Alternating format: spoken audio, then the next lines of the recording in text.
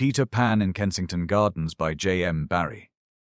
Narrated and presented by Golden Fiction Tales. Chapter 1. The Grand Tour of the Gardens. You must see for yourselves that it will be difficult to follow Peter Pan's adventures unless you are familiar with the Kensington Gardens. They are in London, where the king lives, and I used to take David there. Nearly every day, unless he was looking decidedly flushed. No child has ever been in the whole of the gardens, because it is so soon time to turn back. The reason it is soon time to turn back is that, if you are as small as David, you sleep from 12 to 1. If your mother was not so sure that you sleep from 12 to 1, you could most likely see the whole of them. The gardens are bounded on one side by a never-ending line of omnibuses, over which your nurse has such authority that if she holds up her finger to any one of them it stops immediately. She then crosses with you in safety to the other side. There are more gates to the gardens than one gate, but that is the one you go in at. And before you go in you speak to the lady with the balloons, who sits just outside. This as near to being inside as she may venture.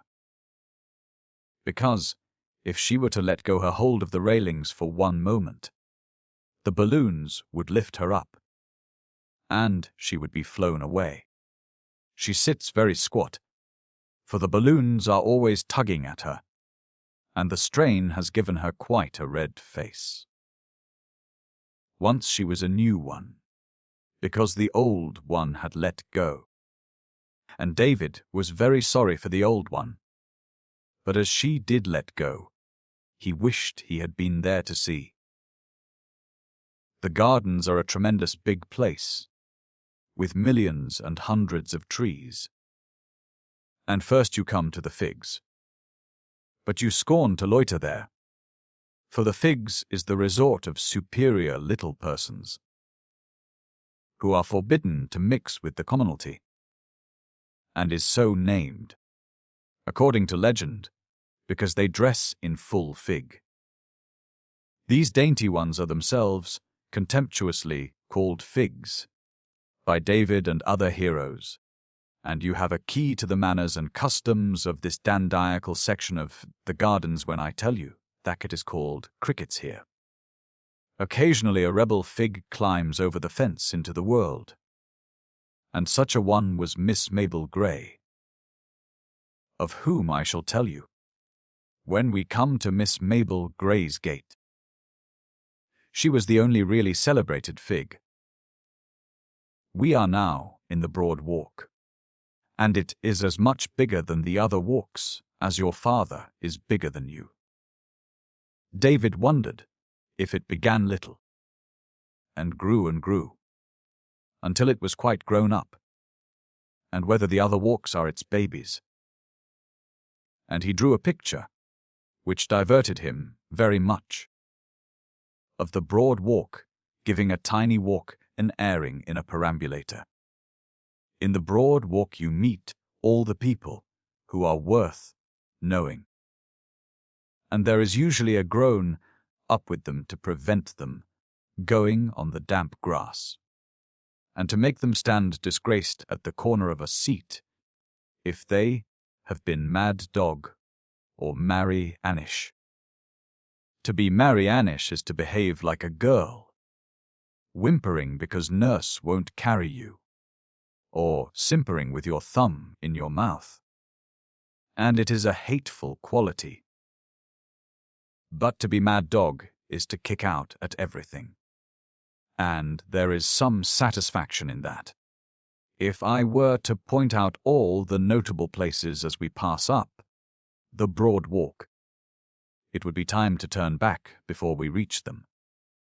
And I simply wave my stick at Secco Helit's tree, that memorable spot where a boy called Secco lost his penny, and, looking for it, found twopence.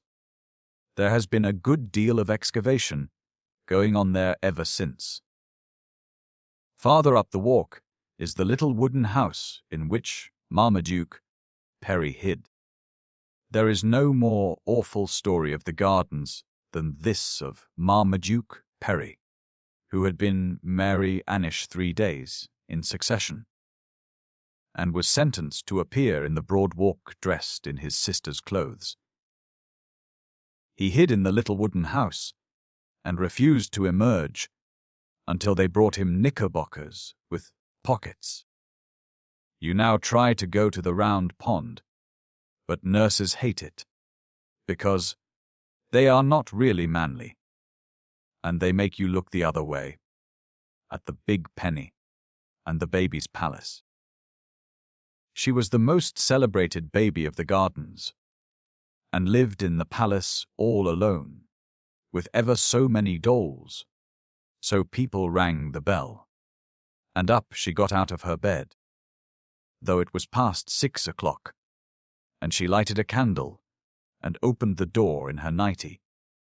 And then they all cried with great rejoicings, "Hail, Queen of England!" What puzzled David most was how she knew where the matches were kept. The big penny is a statue about her. Next we come to the hump, which is the part of the broad walk where all the big races are run. And even though you had no intention of running, you do run when you come to the hump. It is such a fascinating, slide-down kind of place. Often you stop when you have run about halfway down it, and then you are lost. But there is another little wooden house near here, called the Lost House, and so you tell the man that you are lost, and then he finds you. It is glorious fun racing down the hump, but you can't do it on windy days because then you are not there. But the fallen leaves do it instead of you. There is almost nothing that has such a keen sense of fun as a fallen leaf. From the hump we can see the gate. That is called after Miss Mabel Grey, the fig I promised to tell you about. There were always 2 nurses with her, or else 1 mother and 1 nurse. And for a long time she was a pattern child who always coughed off the table and said, "How do you do?" to the other figs. And the only game she played at was flinging a ball gracefully and letting the nurse bring it back to her. Then one day she tired of it all and went mad dog. And first, to show that she really was mad dog, she unloosened both her bootlaces and put out her tongue east, west, north, and south. She then flung her sash into a puddle and danced on it till dirty water was squirted over her frock, after which she climbed the fence and had a series of incredible adventures, one of the least of which was that she kicked off both her boots. At last she came to the gate that is now called after her, out of which she ran into streets David. And I have never been in though we have heard them roaring. And still she ran on, and would never again have been heard of had not her mother jumped into a bus, and thus overtaken her. It all happened, I should say long ago, and this is not the Mabel Grey whom David knows. Returning up the broad walk we have on our right the baby walk, which is so full of perambulators that you could cross from side to side, stepping on babies. But the nurses won't let you do it. From this walk a passage called Bunting's Thumb, because it is that length, leads into Picnic Street, where there are real kettles, and chestnut blossom falls into your mug as you are drinking. Quite common children picnic here, also. And the blossom falls into their mugs just the same. Next comes St. Govor's Well, which was full of water when Malcolm the Bold fell into it. He was his mother's favourite, and he let her put her arm round his neck in public, because she was a widow. But he was also partial to adventures, and liked to play with a chimney sweep who had killed a good many bears. The sweep's name was Sooty, and one day, when they were playing near the well, Malcolm fell in, and would have been drowned had not Sooty dived in and rescued him. And the water had washed Sooty clean. And he now stood revealed as Malcolm's long-lost father. So Malcolm would not let his mother put her arm round his neck any more. Between the well and the round pond are the cricket pitches, and frequently the choosing of sides exhausts so much time that there is scarcely any cricket. Everybody wants to bat first, and as soon as he is out, he bowls, unless you are the better wrestler. And while you are wrestling with him, the fielders have scattered to play at something else. The gardens are noted for two kinds of cricket. Boy cricket, which is real cricket with a bat, and girl cricket, which is with a racket and the governess. Girls can't really play cricket, and when you are watching their futile efforts, you make funny sounds at them. Nevertheless, there was a very disagreeable incident one day, when some forward girls challenged David's team, and a disturbing creature called Angela Clare sent down so many Yorkers that, however, instead of telling you the result of that regrettable match, I shall pass on hurriedly to the round pond, which is the wheel that keeps all the gardens going. It is round because it is in the very middle of the gardens, and when you are come to it, you never want to go any farther. You can't be good all the time at the round pond, however much you try.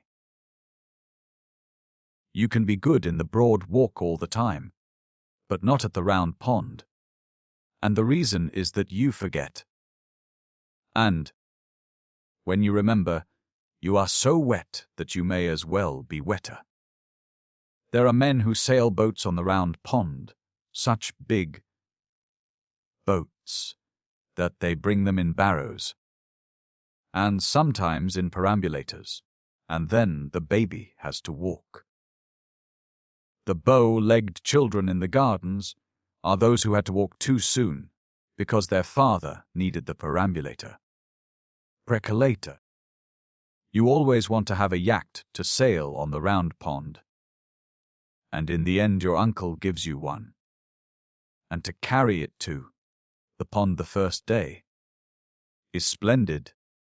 Also, to talk about it to boys who have no uncle is splendid. But soon you like to leave it at home. For the sweetest craft that slips her moorings in the round pond is what is called a stick boat, because she is rather like a stick until she is in the water, and water. You are holding the string. Then, as you walk round, pulling her, you see little men running about her deck, and sails rise magically and catch the breeze, and you put in on dirty nights at snug harbours which are unknown to the lordly yachts. Night passes in a twink, and again your rakish craft noses for the wind. Whales spout. You glide over buried cities, and have brushes with pirates, and cast anchor on coral isles. You are a solitary boy, while all this is taking place. For two boys together cannot adventure far upon the round pond. And though you may talk to yourself throughout the voyage, giving orders and executing them with dispatch, you know not, when it is time to go home, where you have been or what swelled your sails, your treasure trove is all locked away in your hold, so to speak, which will be opened, perhaps, by another little boy many years afterwards. But those yachts have nothing in their hold. Does any one return to this haunt of his youth because of the yachts that used to sail it? Oh, no. It is the stick boat that is freighted with memories. The yaks are toys, their owner a fresh water mariner. They can cross and recross a pond only while the stick boat goes to sea. You yaksmen with your wands, who think we are all there to gaze on you. Your ships are only accidents of this place, and were they all to be boarded and sunk by the ducks, the real business of the round pond would be carried on as usual. Paths from everywhere crowd like children to the pond. Some of them are ordinary paths, which have a rail on each side, and are made by men with their coats off, but others are vagrants, wide at one spot, and at another so narrow that you can stand astride them. They are called paths that have made themselves, and David did wish he could see them doing it. But, like all the most wonderful things that happen in the gardens, it is done, we concluded, at night after the gates are closed. We have also decided that the paths make themselves because it is their only chance of getting to the round pond. One of these gypsy paths comes from the place where the sheep get their hair cut. When David shed his curls at the hairdresser's, I am told, he said, goodbye to them without a tremor, though his mother has never been quite the same bright creature since, so he despises the sheep as they run from their shearer, and calls out tauntingly, "Cowardy! Cowardy custard!" But when the man grips them between his legs, David shakes a fist at him for using such big scissors. Another startling moment is when the man turns back the grimy wool from the sheep's shoulders, and they look suddenly like ladies in the stalls of a theatre. Trials Clacy. The sheep are so frightened by the shearing that it makes them quite white and thin, and as soon as they are set free, they begin to nibble the grass at once, quite anxiously, as if they feared that they would never be worth eating. David wonders whether they know each other, now that they are so different, and if it makes them fight with the wrong ones. They are great fighters, and thus so unlike country sheep, that every year they give my Saint Bernard dog, Porthos, a shock. He can make a field of country sheep fly by merely announcing his approach.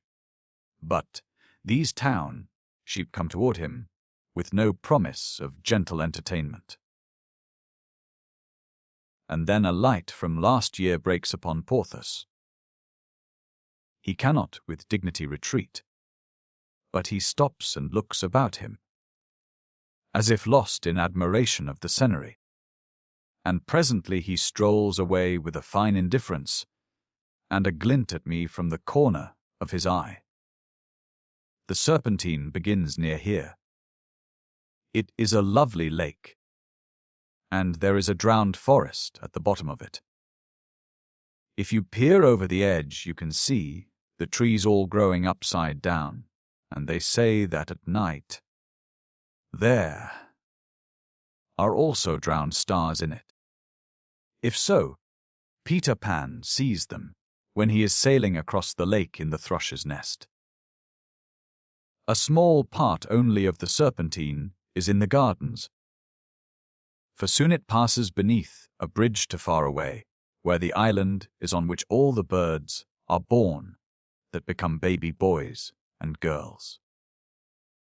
No one who is human, except Peter Pan, and he is only half human, can land on the island, but you may write what you want, boy or girl, dark or fair, on a piece of paper, and then twist it into the shape of a boat and slip it into the water, and it reaches Peter Pan's island after dark. We are on the way home now, though of course, it is all pretense that we can go to so many of the places in one day. I should have had to be carrying David long ago, and resting on every seat like old Mr. Salford.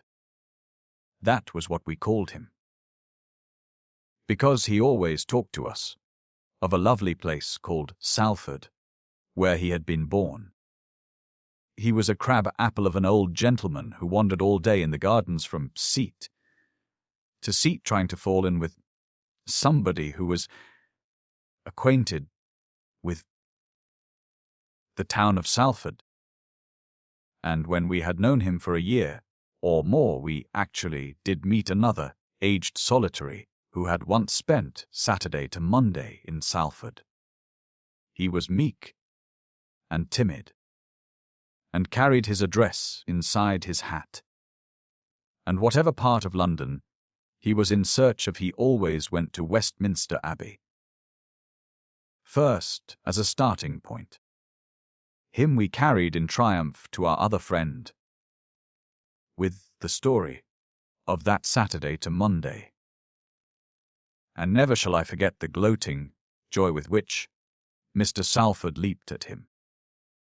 They have been cronies ever since, and I noticed that Mr. Salford, who naturally does most of the talking, keeps tight grip of the other old man's coat.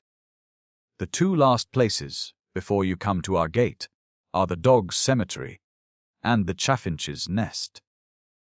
But we pretend not to know what the dog's cemetery is, as Porthos is always with us.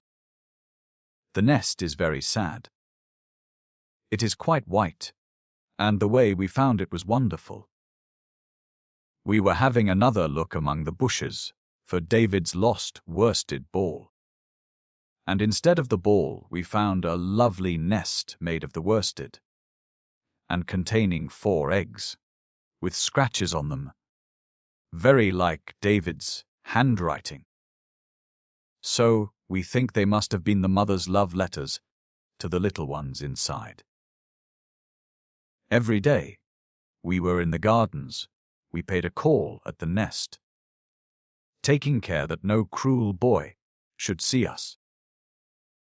And we dropped crumbs, and soon the bird knew us as friends, and sat in the nest looking at us kindly, with her shoulders hunched up. But one day, when we went, there were only 2 eggs in the nest,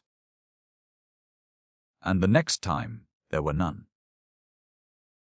The saddest part of it was that the poor little chaffinch fluttered about the bushes, looking so reproachfully at us that we knew she thought we had done it, and though David tried to explain to her, it was so long since he had spoken the bird language that I fear she did not understand. He and I left the gardens that day with our knuckles in our eyes. Chapter 2. Peter Pan. If you ask your mother whether she knew about Peter Pan when she was a little girl, she will say, "Why? Of course I did, child."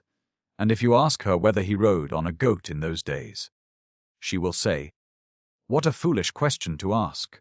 Certainly he did." Then if you ask your grandmother whether she knew about Peter Pan when she was a girl. She also says, "Why? Of course I did." Child.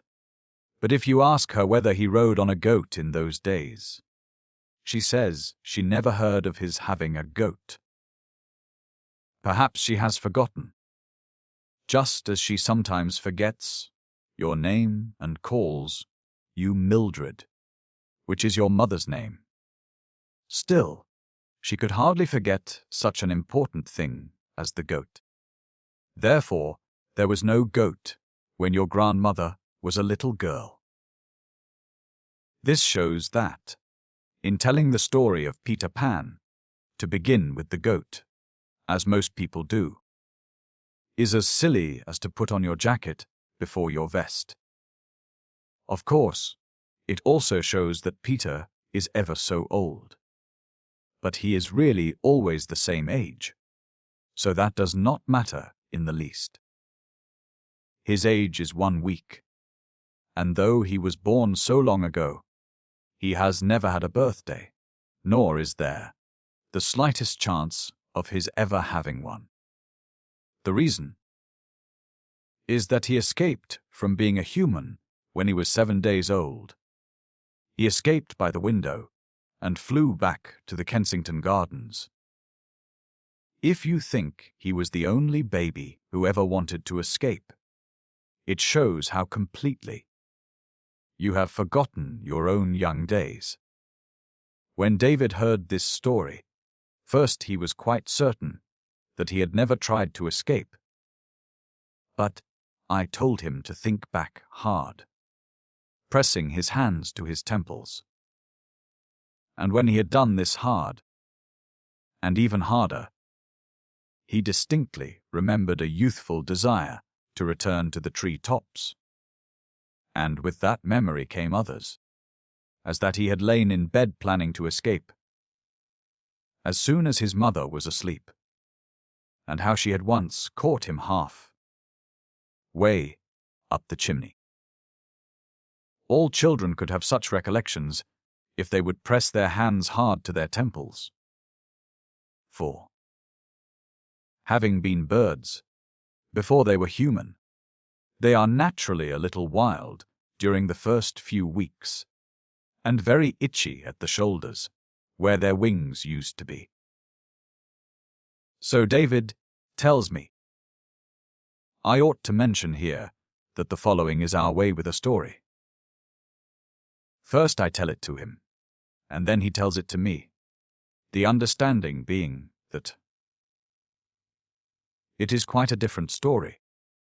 And then I retell it with his additions, and so we go on till no one could say whether it is more his story or mine.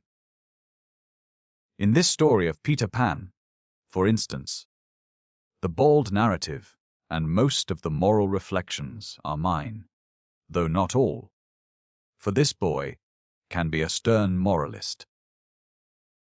But the interesting bits about the ways and customs of babies in the bird stage are mostly reminiscences of David's, recalled by pressing his hands to his temples and thinking hard. Well, Peter Pan got out by the window, which had no bars. Standing on the ledge, he could see trees far away, which were doubtless the Kensington Gardens. And the moment he saw them, he entirely forgot that he was now a little boy in a nightgown.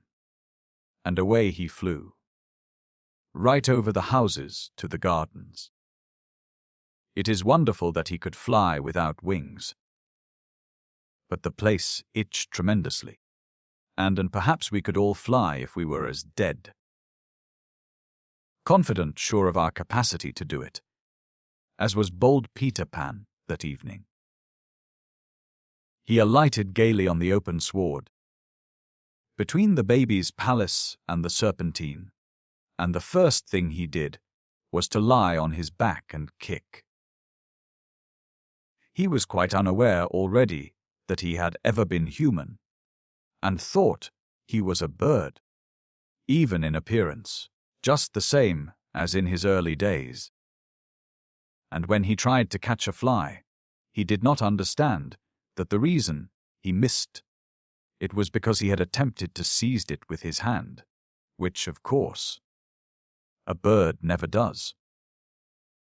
He saw, however, that it must be past lockout time, for there were a good many fairies about, all too busy to notice him. They were getting breakfast ready, milking their cows, drawing water, and so on, and the sight of the water pails made him thirsty, so he flew over to the round pond to have a drink. He stooped and dipped his beak in the pond. He thought it was his beak, but, of course, it was only his nose, and therefore very little water came up, and that not so refreshing as usual. So next he tried a puddle, and he fell flop into it. When a real bird falls in flop, he spreads out his feathers and pecks them dry. But Peter could not remember. What was the thing to do? And he decided, rather sulkily, to go to sleep on the weeping beech in the baby walk. At first, he found some difficulty in balancing himself on a branch, but presently he remembered the way and fell asleep. He awoke long before morning, shivering, and saying to himself, "I never was out on such a cold night." He had really been out on colder nights when he was a bird. But, of course, as everybody knows, what seems a warm night to a bird is a cold night to a boy in a nightgown. Peter also felt strangely uncomfortable, as if his head was stuffy. He heard loud noises that made him look round sharply, though they were really himself sneezing. There was something he wanted very much, but, though he knew he wanted it, he could not think what it was. What he wanted so much was his mother to blow his nose, but that never struck him. So he decided to appeal to the fairies for enlightenment. They are reputed to know a good deal. There were two of them strolling along the baby walk, with their arms round each other's waists, and he hopped down to address them. The fairies have their tiffs with the birds, but they usually give a civil answer to a civil question, and he was quite angry when these two ran away the moment they saw him. Another was lolling on a garden chair, reading a postage stamp which some human had let fall. And when he heard Peter's voice, he popped in alarm behind a tulip. To Peter's bewilderment, he discovered that every fairy he met fled from him. A band of workmen, who were sawing down a toadstool, rushed away, leaving their tools behind them. A milkmaid turned her pail upside down and hid in it. Soon the gardens were in an uproar. Crowds of fairies were running this way and that, asking each other stoutly who was afraid. Lights were extinguished, doors barricaded, and from the grounds of Queen Mab's palace came the rub-a-dub of drums, showing that the royal guard had been called out. A regiment of lancers came charging down the broad walk, armed with holly leaves, with which they jag the enemy horribly in passing. Peter heard the little people crying everywhere that there was a human in the gardens after lockout time, but he never thought for a moment that he was the human. He was feeling stuffier and stuffier, and more wistful to learn what he wanted done to his nose. But he pursued them with the vital question in vain. The timid creatures ran from him, and even the lancers, when he approached the mahump, turned swiftly into a side walk, on the pretense that they saw him there. Despairing of the fairies, he resolved to consult the birds, but now he remembered, as an odd thing, that all the birds on the weeping beach had flown away when he alighted on it. And though this had not troubled him at the time, he saw its meaning now. Every living thing was shunning him. Poor little Peter Pan. He sat down and cried. And even then he did not know that, for a bird, he was sitting on his wrong part.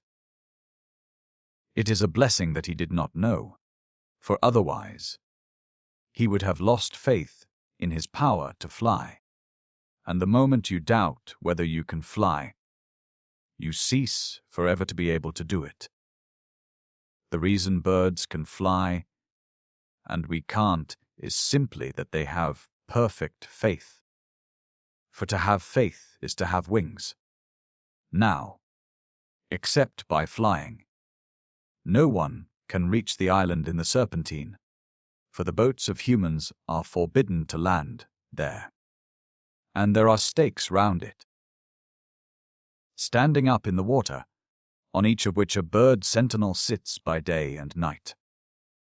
It was to the island that Peter now flew to put his strange case before old Solomon Caw, and he alighted on it with relief, much heartened to find himself at last at home, as the birds call the island.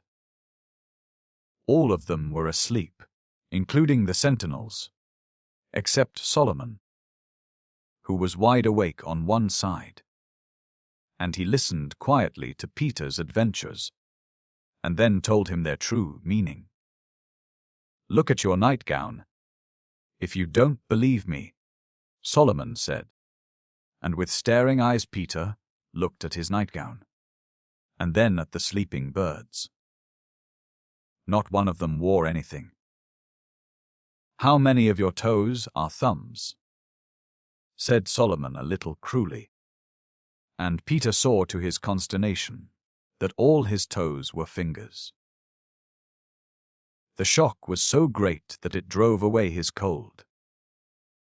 "Ruffle your feathers," said that grim old Solomon, and Peter tried most desperately hard to ruffle his feathers, but he had none. Then he rose up, quaking, and for the first time since he stood on the window ledge, he remembered a lady who had been very fond of him. "I think I shall go back to Mother," he said timidly. "Goodbye," replied Solomon Caw with a queer look.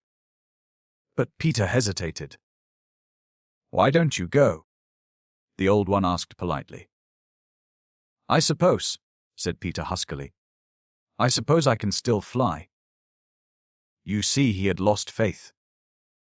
"Poor little half and half," said Solomon, who was not really hard-hearted. "You will never be able to fly again, not even on windy days. You must live here on the island always, and never even go to the Kensington Gardens." Peter asked tragically, "How could you get across?" said Solomon. He promised very kindly, however, to teach Peter as many of the bird ways as could be learned by one of such an awkward shape. "Then I shan't be exactly a human?" Peter asked. "No, nor exactly a bird. No. What shall I be?" "You will be a betwixt and between," Solomon said, and certainly he was a wise old fellow. For that is exactly how it turned out. The birds on the island never got used to him. His oddities tickled them every day, as if they were quite new, though it was really the birds that were new. They came out of the eggs daily, and laughed at him at once. Then off they soon flew to be humans. And other birds came out of other eggs, and so it went on forever. The crafty mother birds, when they tired of sitting on their eggs, used to get the young ones to break their shells a day before the right time by whispering to them that now was their chance to see Peter washing or drinking or eating. Orting. Thousands gathered round him daily to watch him do these things, just as you watch the peacocks. And they screamed with delight when he lifted the crusts they flung him with his hands, instead of in the usual way with the mouth. All his food was brought to him from the gardens at Solomon's orders by the birds. He would not eat worms or insects, which they thought very silly of him. So they brought him bread in their beaks. Thus, when you cry out, "Greedy! Greedy!"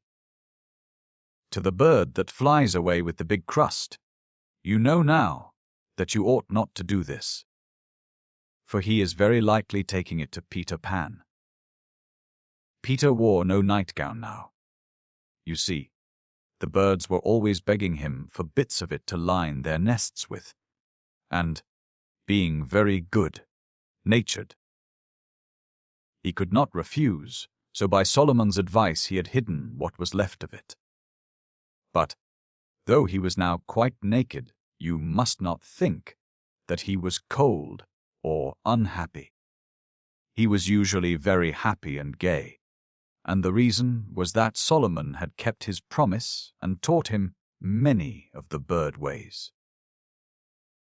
To be easily pleased, for instance, and always to be really doing something, and to think that whatever he was doing was a thing of vast importance. Peter became very clever at helping the birds to build their nests. Soon he could build better than a wood pigeon, and nearly as well as a blackbird, though never did he satisfy the finches. And he made nice little water troughs near the nests and dug up worms for the young ones with his fingers. He also became very learned in bird law, and knew an east wind from a west wind by its smell, and he could see the grass growing, and hear the insects walking about inside the tree trunks. But the best thing Solomon had done was to teach him to have a glad heart. All birds have glad hearts, unless you rob their nests. And so, as they were the only kind of heart Solomon knew about, it was easy to him to teach Peter how to have one. Peter's heart was so glad that he felt he must sing all day long, just as the birds sing for joy. But, being partly human, he needed an instrument, so he made a pipe of reeds, and he used to sit by the shore of the island of an evening, practicing the sough of the wind and the ripple of the water, and catching handfuls of the shine of the moon. And he put them all in his pipe, and played them so beautifully that even the birds were deceived. And they would say to each other, "Was that a fish leaping in the water, or was it Peter playing leaping fish on his pipe?" And sometimes he played the birth of birds, and then the mothers would turn round in their nests to see whether they had laid an egg. If you are a child of the gardens, you must know the chestnut tree near the bridge, which comes out in flower first of all the chestnuts. But perhaps you have not heard why this tree leads the way. It is because Peter wearies for summer and plays that it has come, and the chestnut being so near, hears him and is cheated. But as Peter sat by the shore tootling divinely on his pipe, he sometimes fell into sad thoughts, and then the music became sad also. And the reason of all this sadness was that he could not reach the gardens though he could see them through the arch of the bridge. He knew he could never be a real human again, and scarcely wanted to be one. But oh, how he longed to play as other children play. And of course there is no such lovely place to play in as the gardens. The birds brought him news of how boys and girls play, and wistful tears started in Peter's eyes. Perhaps you wonder why he did not swim across. The reason was that he could not swim. He wanted to know how to swim, but no one on the island knew the way except the ducks. And they are so stupid. They were quite willing to teach him, but all they could say about it was, "You sit down on the top of the water in this way, and then you kick out like that." Peter tried it often, but always before he could kick out, he sank. What he really needed to know was how you sit on the water without sinking. And they said it was quite impossible to explain such an easy thing as that. Occasionally swans touched on the island, and he would give them all his day's food, and then ask them how they sat on the water. But as soon as he had no more to give them, the hateful things hissed at him and sailed away. Once he really thought he had discovered a way of reaching the gardens. A wonderful white thing, like a runaway newspaper, floated high over the island and then tumbled, rolling over and over after the manner of a bird that has broken its wing. Peter was so frightened that he hid. But the birds told him it was only a kite, and what a kite is, and that it must have tugged its string out of a boy's hand and soared away. After that they laughed at Peter for being so fond of the kite. He loved it so much that he even slept with one hand on it. And I think this was pathetic and pretty, for the reason he loved it was because it had belonged to a real boy. To the birds this was a very poor reason, but the older ones felt grateful to him. At this time, because he had nursed a number of fledglings through the German measles, and they offered to show him how birds fly a kite.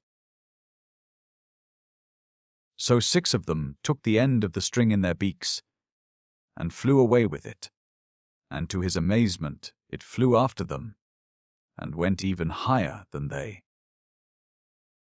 Peter screamed out, "Do it again!"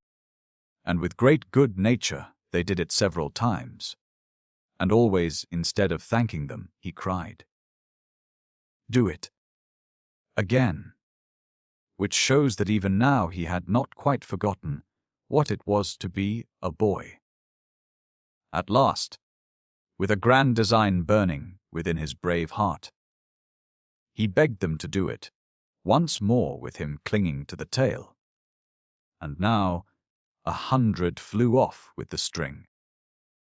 And Peter clung to the tail, meaning to drop off when he was over the gardens. But the kite broke to pieces in the air, and he would have been drowned in the Serpentine had he not caught hold of 2 indignant swans and made them carry him to the island. After this the birds said that they would help him no more in his mad enterprise. Nevertheless, Peter did reach the gardens at last by the help of Shelley's boat, as I am now to tell you. Chapter 3. The Thrush's Nest. Shelley was a young gentleman and as grown up as he need ever expect to be. He was a poet, and they are never exactly grown up. They are people who despise money except what you need for today. And he had all that and £5 over. So, when he was walking in the Kensington Gardens. He made a paper boat of his bank note and sent it sailing on the Serpentine. It reached the island at night, and the lookout brought it to Solomon Caw, who thought at first that it was the usual thing, a message from a lady saying she would be obliged if he could let her have a good one. They always ask for the best one. He has, and if he likes the letter, he sends one from Class A. But if it ruffles him, he sends very funny ones indeed. Sometimes he sends none at all, and at another time he sends a nestful. It all depends on the mood you catch him in. He likes you to leave it all to him, and if you mention particularly that you hope he will see his way to making it a boy this time, he is almost sure to send another girl. And whether you are a lady or only a little boy who wants a baby sister, always take pains to write your address clearly. You can't think what a lot of babies Solomon has sent to the wrong house. Shelley's boat, when opened, completely puzzled Solomon, and he took counsel of his assistants, who, having walked over it twice, first with their toes pointed out, and then with their toes pointed in, decided that it came from some greedy person who wanted 5. They thought this because there was a large 5 printed on it. "Preposterous!" cried Solomon in a rage, and he presented it to Peter. Anything useless which drifted upon the island was usually given to Peter as a plaything. But he did not play with his precious bank note, for he knew what it was at once, having been very observant during the week when he was an ordinary boy. With so much money, he reflected, he could surely at last contrive to reach the gardens, and he considered all the possible ways and decided, wisely, I think, to choose the best way. But, first, he had to tell the birds of the value of Shelley's boat, and though they were too honest to demand it back, he saw that they were galled, and they cast such black looks at Solomon, who was rather vain of his cleverness, that he flew away to the end of the island, and sat there very depressed with his head buried in his wings.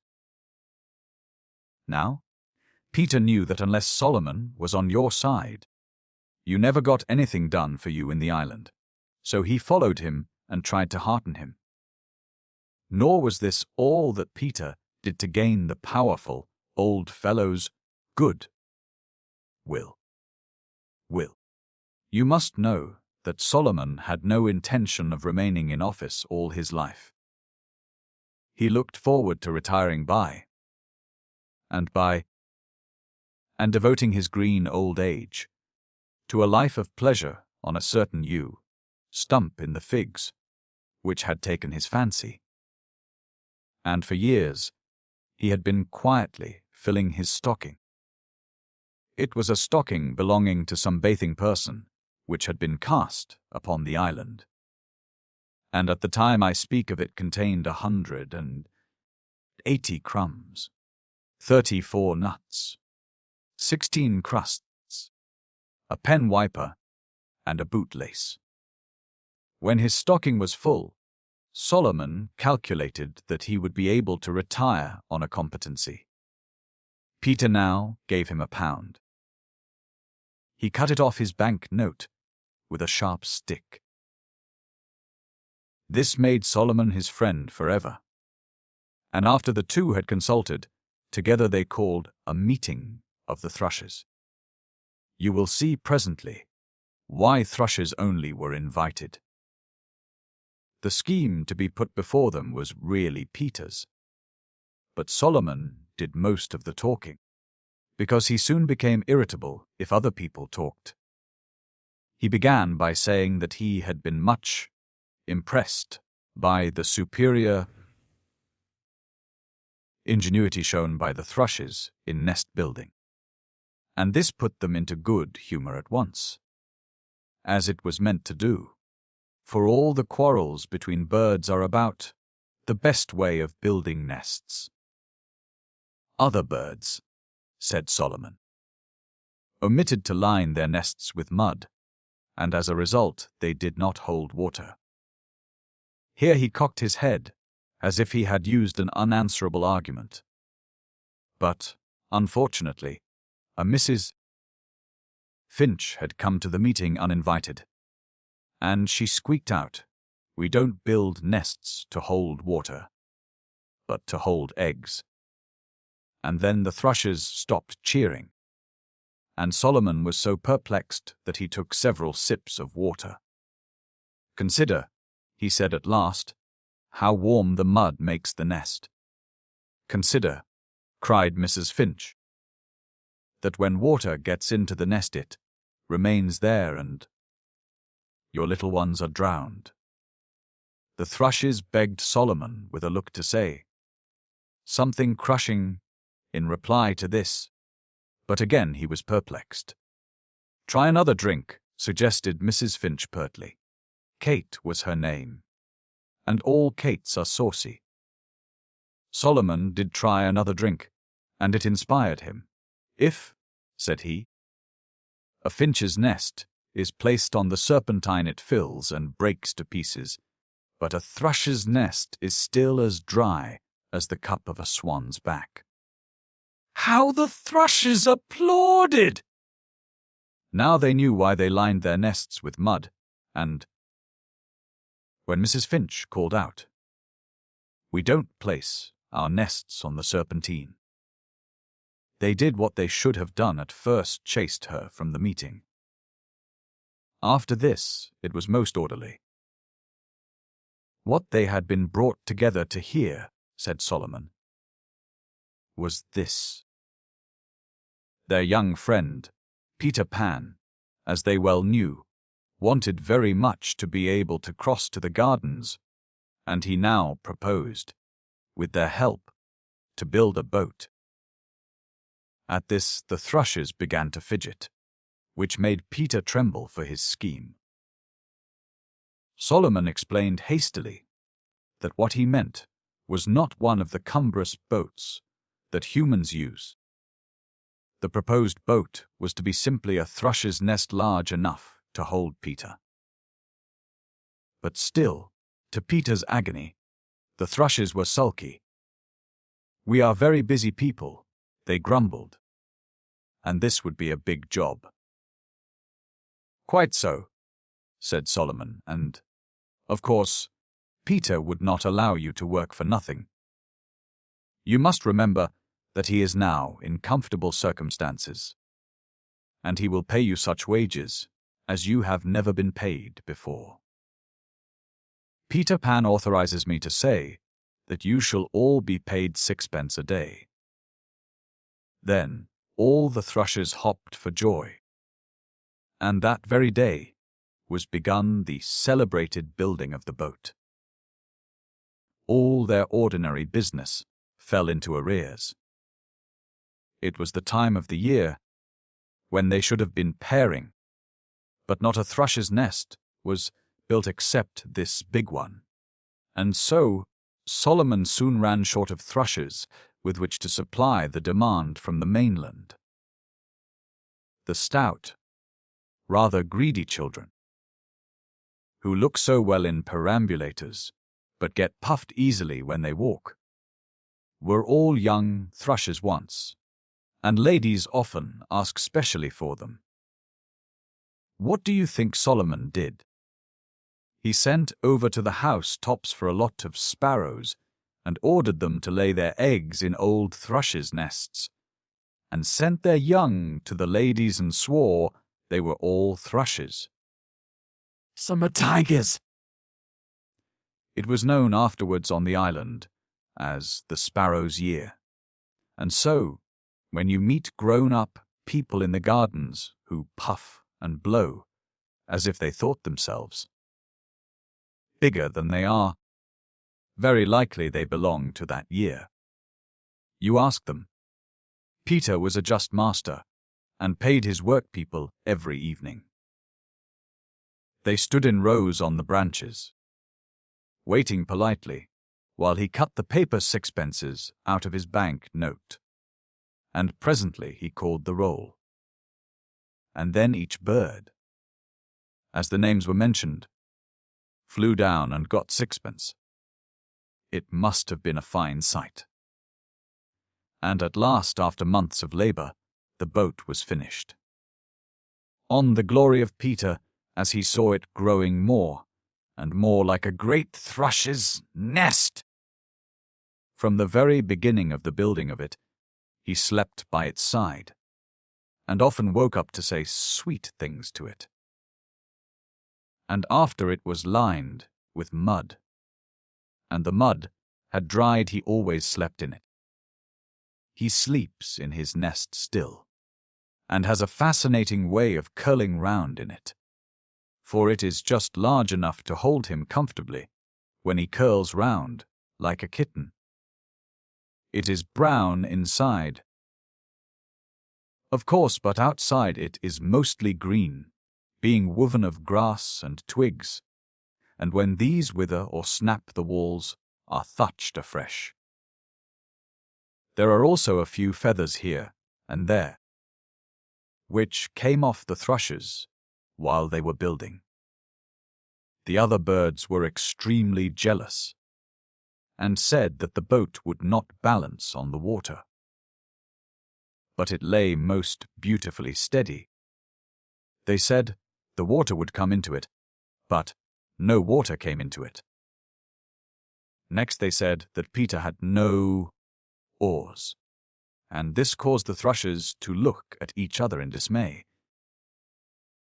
But Peter replied that he had no need of oars, for he had a sail, and with such a proud, happy face he produced a sail, which he had fashioned out of his nightgown. And though it was still rather like a nightgown, it made a lovely sail. And that night, the moon being full, and all the birds asleep, he did enter his coracle, as Master Francis Pretty would have said, and depart out of the island. And first, he knew not why, he looked upward, with his hands clasped, and from that moment his eyes were pinned to the west. He had promised the thrushes to begin by making short voyages, with them as his guides. But far away he saw the Kensington Gardens beckoning to him beneath the bridge, and he could not wait. His face was flushed, but he never looked back. There was an exultation in his little breast that drove out fear. Was Peter the least gallant of the English mariners who have sailed westward to meet the unknown? At first, his boat turned round and round, and he was driven back to the place of his starting, whereupon he shortened sail by removing one of the sleeves, and was forthwith carried backwards by a contrary breeze, to his no small peril.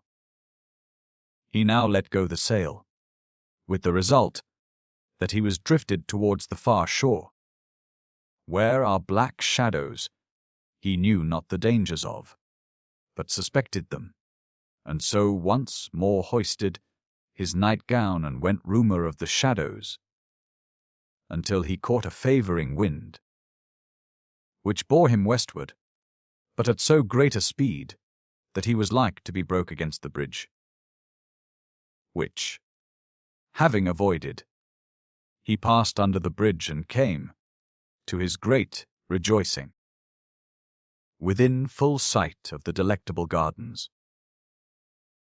But having tried to cast anchor, which was a stone at the end of a piece of the kite's string, he found no bottom, and was fain to hold off. seeking for morage and feeling his way. He buffeted against a sunken reef that cast him overboard by the greatness of the shock, and he was near to being drowned, but clambered back into the vessel.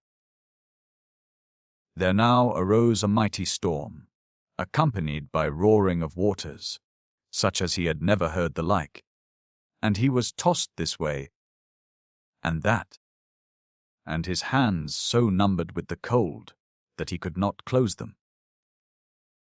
Having escaped the danger of which, he was mercifully carried into a small bay, where his boat rode at peace.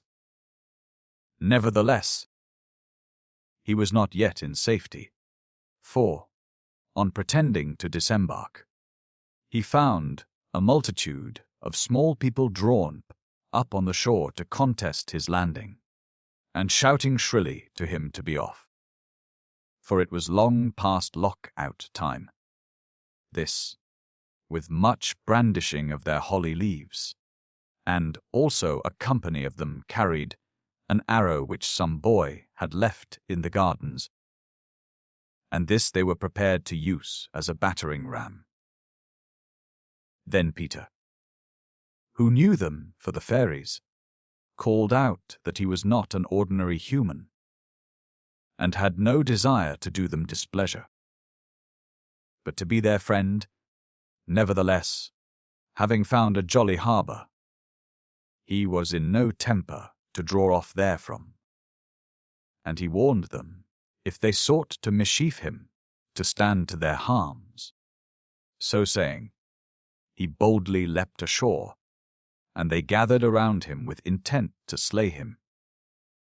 But there then arose a great cry among the women, and it was because they had now observed that his sail was a baby's nightgown. Whereupon they straightway loved him, and grieved that their laps were too small, the which I cannot explain, except by saying that such is the way of women. The men fairies now sheathed their weapons on observing the behavior of their women, on whose intelligence they set great store, and they led him civilly to their queen, who conferred upon him the courtesy of the gardens.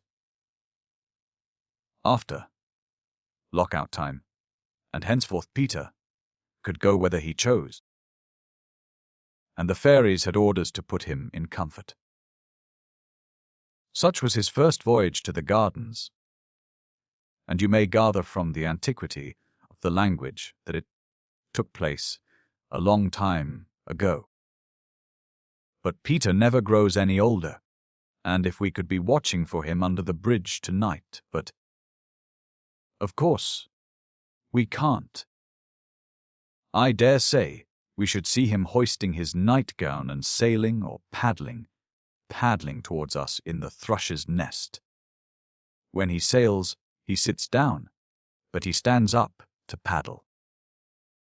I shall tell you presently how he got his paddle.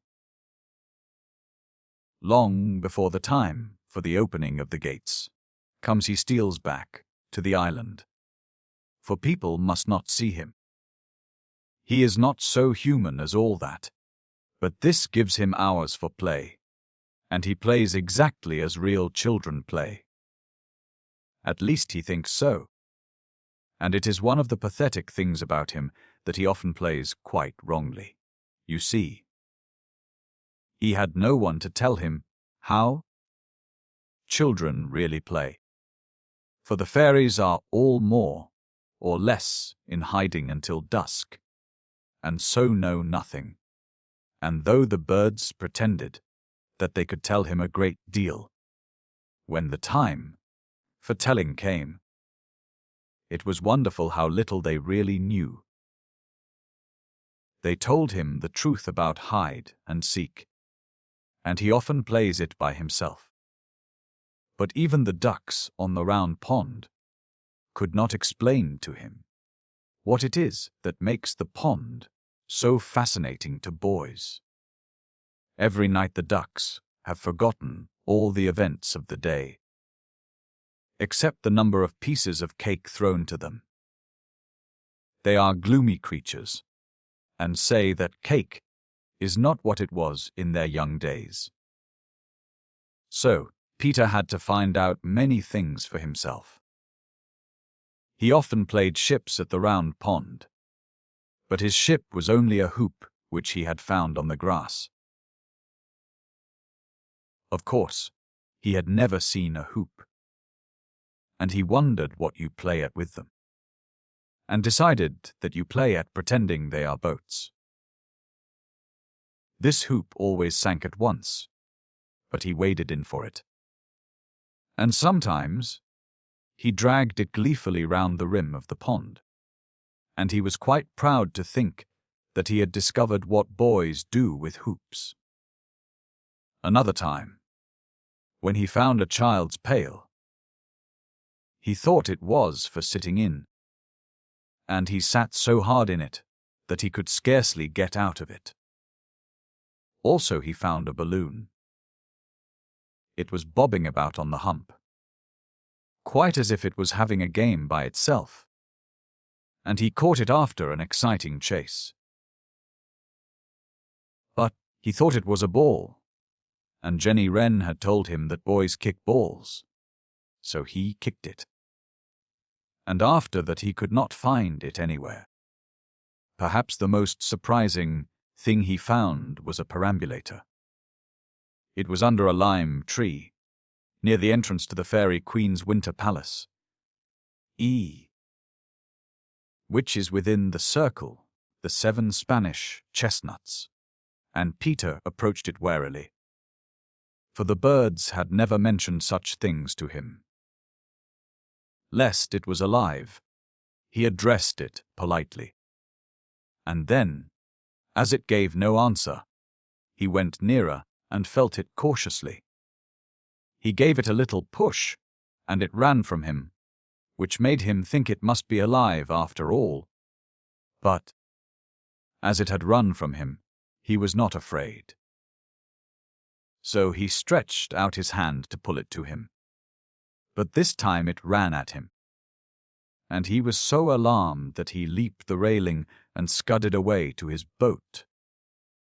You must not think, however, that he was a coward, for he came back next night with a crust in one hand and a stick in the other.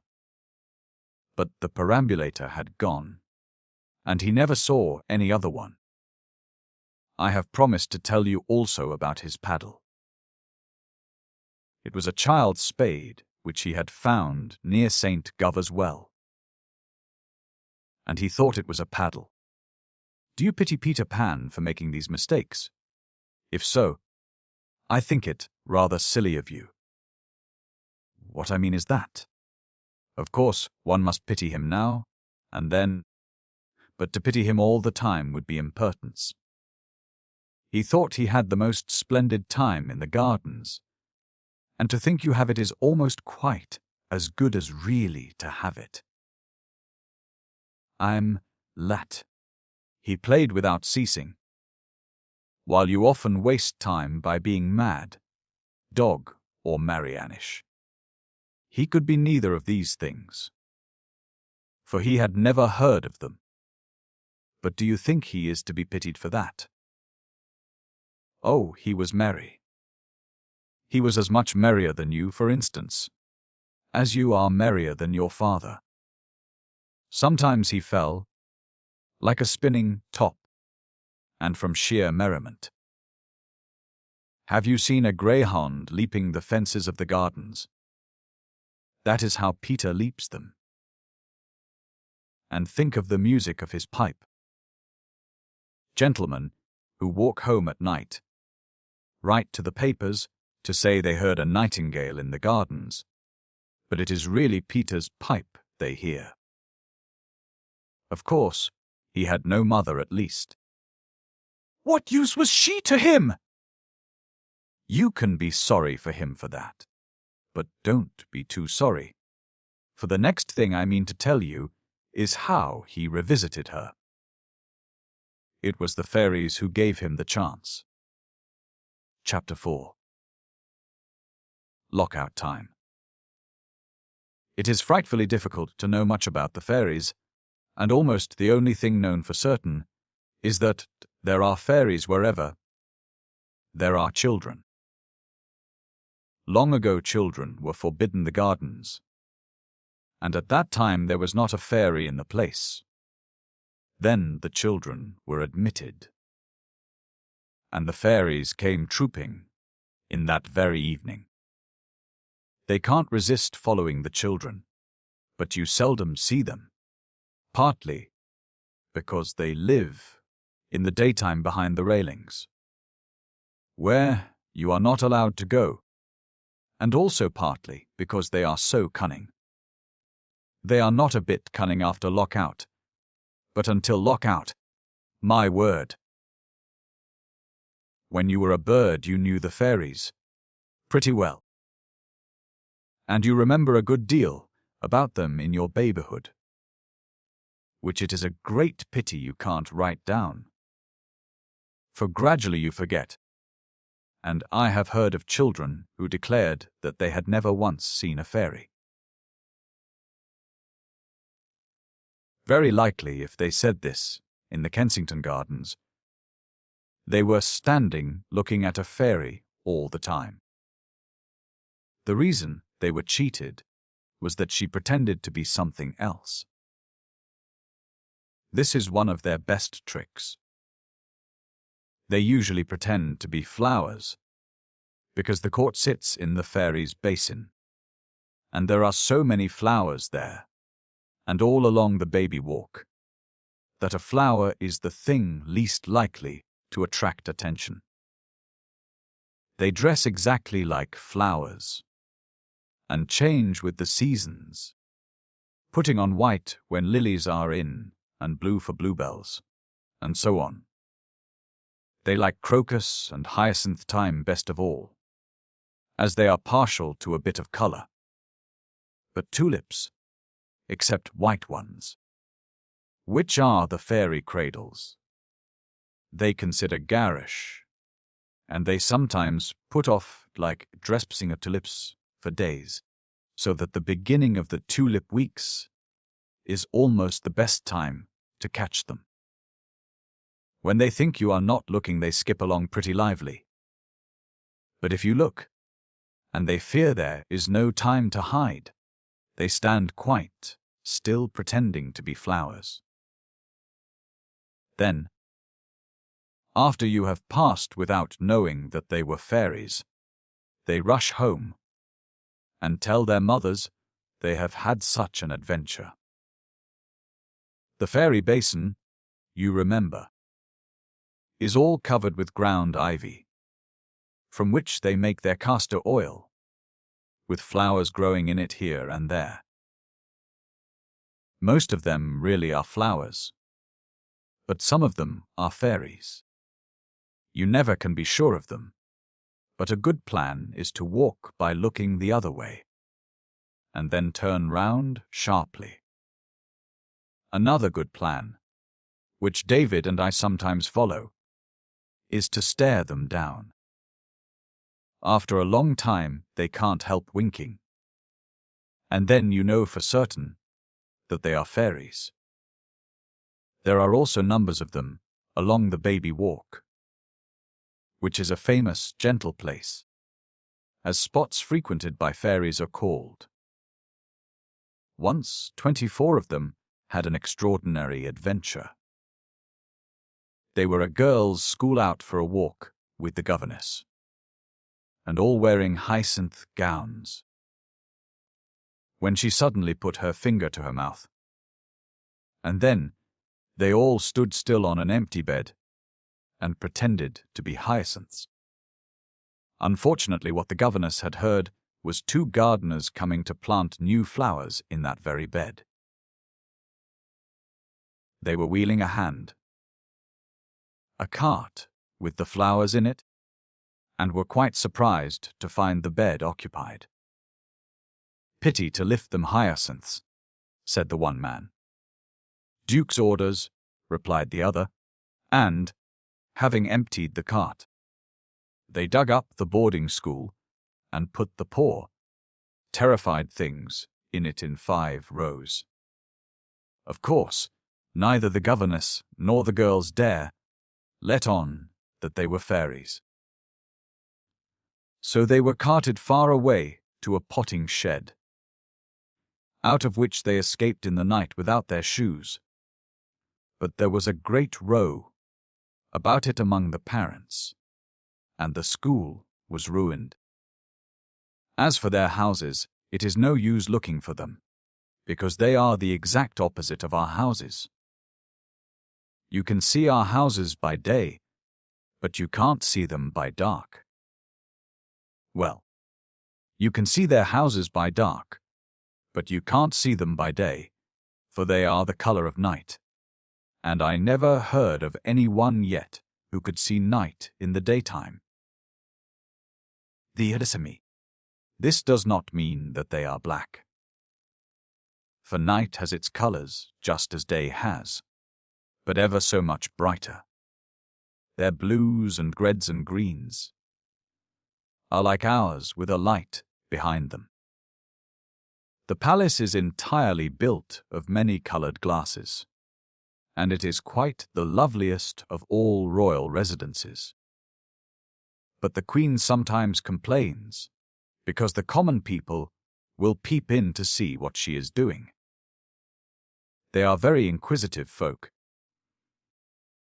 and press quite hard against the glass, and that is why their noses are mostly snubby.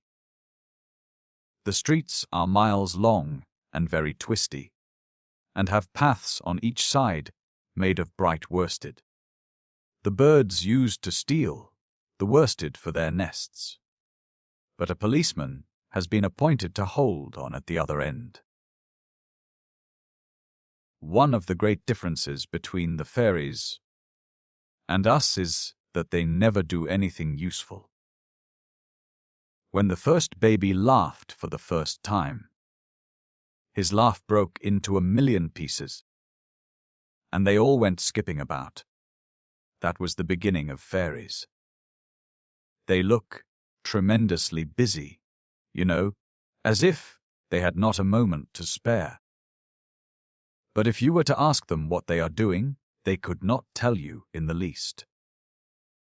They are frightfully ignorant, and everything they do is make-believe. They have a postman, but he never calls except at Christmas with his little box. And though they have beautiful schools, nothing is taught in them. The youngest child, being chief person, is always elected mistress, and when she has called the roll, they all go out for a walk and never come back. It is a very noticeable thing that, in fairy families, the youngest is always chief person, and usually becomes a prince or princess, and children remember this, and think it must be so among humans also. And that is why they are often made uneasy when they come upon mother furtively putting new frills on the bassinet. Ins Adsbisnet. Reigns this. You have probably observed that your baby sister wants to do all sorts of things that your mother and her nurse want her not to do. Stand at sitting down time, and to sit down at stand-up time, for instance, or to wake up when she should fall asleep, or to crawl on the floor when she is wearing her best frock, and so on. And perhaps you put this down to naughtiness. But it is not. It simply means that she is doing as she has seen the fairies do. She begins by following their ways, and it takes about 2 years to get her into the human ways. Her fits of passion, which are awful to behold, and are usually called teething, are no such thing. They are her natural exasperation, because we don't understand her, though she is talking an intelligible language. She is talking fairy. The reason mothers and nurses know what her remarks mean, before other people know, as that gutch means give it to me at once, while what is why do you wear such a funny hat, is because, mixing so much with babies, they have picked up a little of the fairy language. Of late, David has been thinking back hard about the fairy tongue, with his hands clutching his temples. And he has remembered a number of their phrases, which shall tell you some day if I don't forget. He had heard them in the days when he was a thrush. And though I suggested to him that perhaps it is really bird language, he is remembering. He says, "Not for these phrases are about fun and adventures." And the birds talked of nothing but nest building. He distinctly remembers that the birds used to go from spot to spot like ladies at shop windows, looking at the different nests and saying, "Not my color, my dear, and how would that do with a soft lining? And but will it wear? And what hideous trimming?" and so on. The fairies are exquisite dancers, and that is why one of the first things the baby does is to sign to you to dance to him, and then to cry when you do it. They hold their great balls in the open air, in what is called a fairy ring. For weeks afterwards, you can see the ring on the grass. It is not there when they begin, but they make it by waltzing round and round. Sometimes you will find mushrooms inside the ring, and these are fairy chairs that the servants have forgotten to clear away. The chairs and the rings are the only tell-tale marks these little people leave behind them, and they would remove even these were they not so fond of dancing that they to it till the very moment of the opening of the gates. David and I once found a fairy ring, quite warm. But there is also a way of finding out about the ball before it takes place. You know the boards which tell at what time the gardens are to close today. Well, these tricky fairies sometimes slyly change the board on a ball night, so that it says the gardens are to close at 6:30, for instance, instead of at 7. This enables them to get begun half an hour earlier. If on such a night we could remain behind in the gardens, as the famous Mamie Mannering did, we might see delicious sights. Hundreds of lovely fairies hastening to the ball. The married ones wearing their wedding rings round their waists. The gentlemen, all in uniform, holding up the ladies' trains. And linkmen running in front carrying winter cherries, which are the fairy lanterns. The cloakroom where they put on their silver slippers and get a ticket for their wraps. The flowers streaming up from the baby walk to look on, and always welcome because they can lend a pin. The supper table, with Queen Mab at the head of it, and behind her chair the Lord Chamberlain, who carries a dandelion on which he blows when Her Majesty wants to know the time. The table cloth varies according to the seasons, and in May it is made of chestnut blossom. The way the fairy servants do is this. The men, scores of them, climb up the trees and shake the branches, and the blossom falls like snow. Then the lady servants sweep it together by whisking their skirts until it is exactly like a tablecloth. And that is how they get their tablecloth. They have real glasses and real wine of 3 kinds, namely, blackthorn wine, berberis wine, and cowslip wine, and the queen pours out. But the bottles are so heavy that she just pretends to pour out.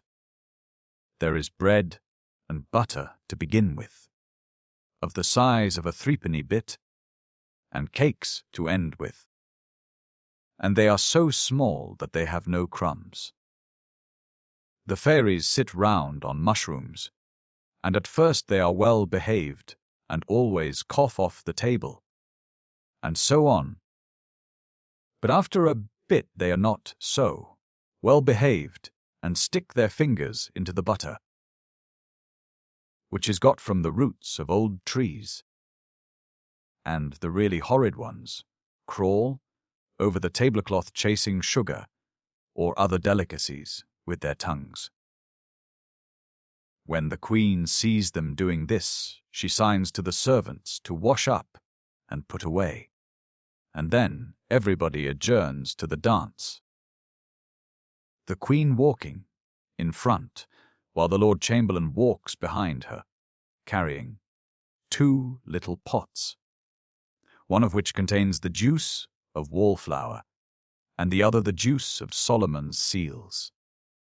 Wallflower juice is good for reviving dancers who fall to the ground in a fit, and Solomon's seals juice is for bruises.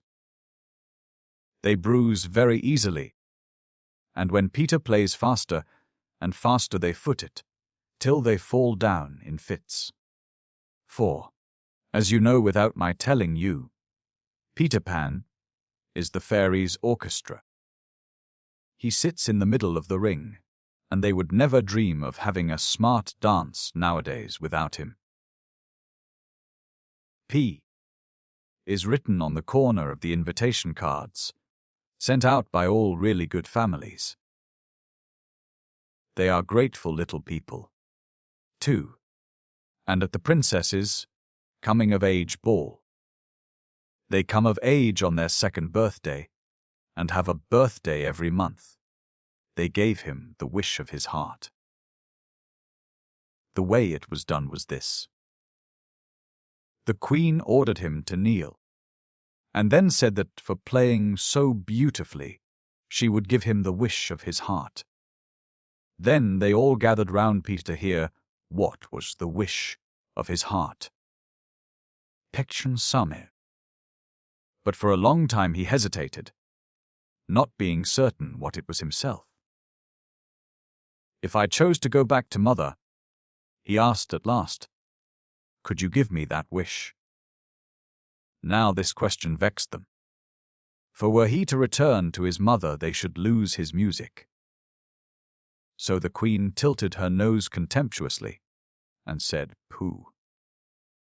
Ask for a much bigger wish than that." "Is that quite a little wish?" he inquired. "As little as this," the queen answered, putting her hands near each other. "What size is a big wish?" he asked. She measured it off on her skirt, and it was a very handsome length. Then Peter reflected and said, "Well, then, I think I shall have 2 little wishes instead of 1 big one." Of course, the fairies had to agree, though his cleverness rather shocked them, and he said that his first wish was to go to his mother, but with the right to return to the gardens, if he found her disappointing. His second wish he would hold in reserve. They tried to dissuade him, and even put obstacles in the way. "I can give you the power to fly to her house," the queen said, "but I can't open the door for you." "The window I flew out at will be open," Peter said confidently. "Mother always keeps it open in the hope that I may fly back." "How do you know?" they asked, quite surprised, and really, Peter could not explain how he knew. "I just do know," he said. So as he persisted in his wish, they had to grant it. The way they gave him power to fly was this. They all tickled him on the shoulder, and soon he felt a funny itching in that part. And then up he rose higher and higher, and flew away out of the gardens and over the housetops. It was so delicious that instead of flying straight to his own home, he skimmed away over St. Paul's to the Crystal Palace and back by the river and Regent's Park. And by the time he reached his mother's window, he had quite made up his mind that his second wish should be to become a bird. The window was wide open, just as he knew it would be. And in he fluttered, and there was his mother lying asleep. Peter alighted softly on the wooden rail at the foot of the bed and had a good look at her. She lay with her head on her hand, and the hollow in the pillow was like a nest lined with her brown, wavy hair. He remembered, though he had long forgotten it, that she always gave her hair a holiday. At night. How sweet the frills of her nightgown were! He was very glad she was such a pretty mother. But she looked sad, and he knew why she looked sad. One of her arms moved as if it wanted to go round something, and he knew what it wanted to go round. "Oh, Mother," said Peter to himself. If you just knew who is sitting on the rail at the foot of the bed. Very gently, he patted the little mound that her feet made. And he could see by her face that she liked it. He knew he had but to say "Mother" ever so softly, and she would wake up. They always wake up at once. If it is you that says their name, then she would give such a joyous cry and squeeze him tight. How nice that would be to him, but oh, how exquisitely delicious it would be to her. That, I am afraid, is how Peter regarded it. In returning to his mother, he never doubted that he was giving her the greatest treat a woman can have. Nothing can be more splendid, he thought, than to have a little boy of your own. How proud of him they are! And very right and proper too. But why does Peter sit so long on the rail? Why does he not tell his mother that he has come back? I quite shrink from the truth, which is that he sat there in two minds. Sometimes he looked longingly at his mother, and sometimes he looked longingly at the window. Certainly it would be pleasant to be her boy again. But on the other hand, what times those had been in the gardens! Was he so sure that he should enjoy wearing clothes again? He popped off the bed and opened some drawers to have a look at his old garments. They were still there, but he could not remember how you put them on. The socks, for instance, where they weren't on the hands or on the feet. He was about to try one of them on his hand, when he had a great adventure. Perhaps the drawer had creaked. At any rate, his mother woke up, for he heard her say Peter, as if it was the most lovely word in the language. He remained sitting on the floor and held his breath, wondering how she knew that he had come back. If she said Peter again, he meant to cry mother and run to her. But she spoke no more. She made little moans only. And when he next peeped at her, she was once more asleep, with tears on her face. It made Peter very miserable. And what do you think was the first thing he did? Sitting on the rail at the foot of the bed, he played a beautiful lullaby to his mother on his pipe. He had made it up himself out of the way she said Peter. and he never stopped playing until she looked happy. He thought this so clever of him that he could scarcely resist wakening her to hear her say, "Oh, Peter, how exquisitely you play." However, as she now seemed comfortable, he again cast looks at the window. You must not think that he meditated flying away and never coming back.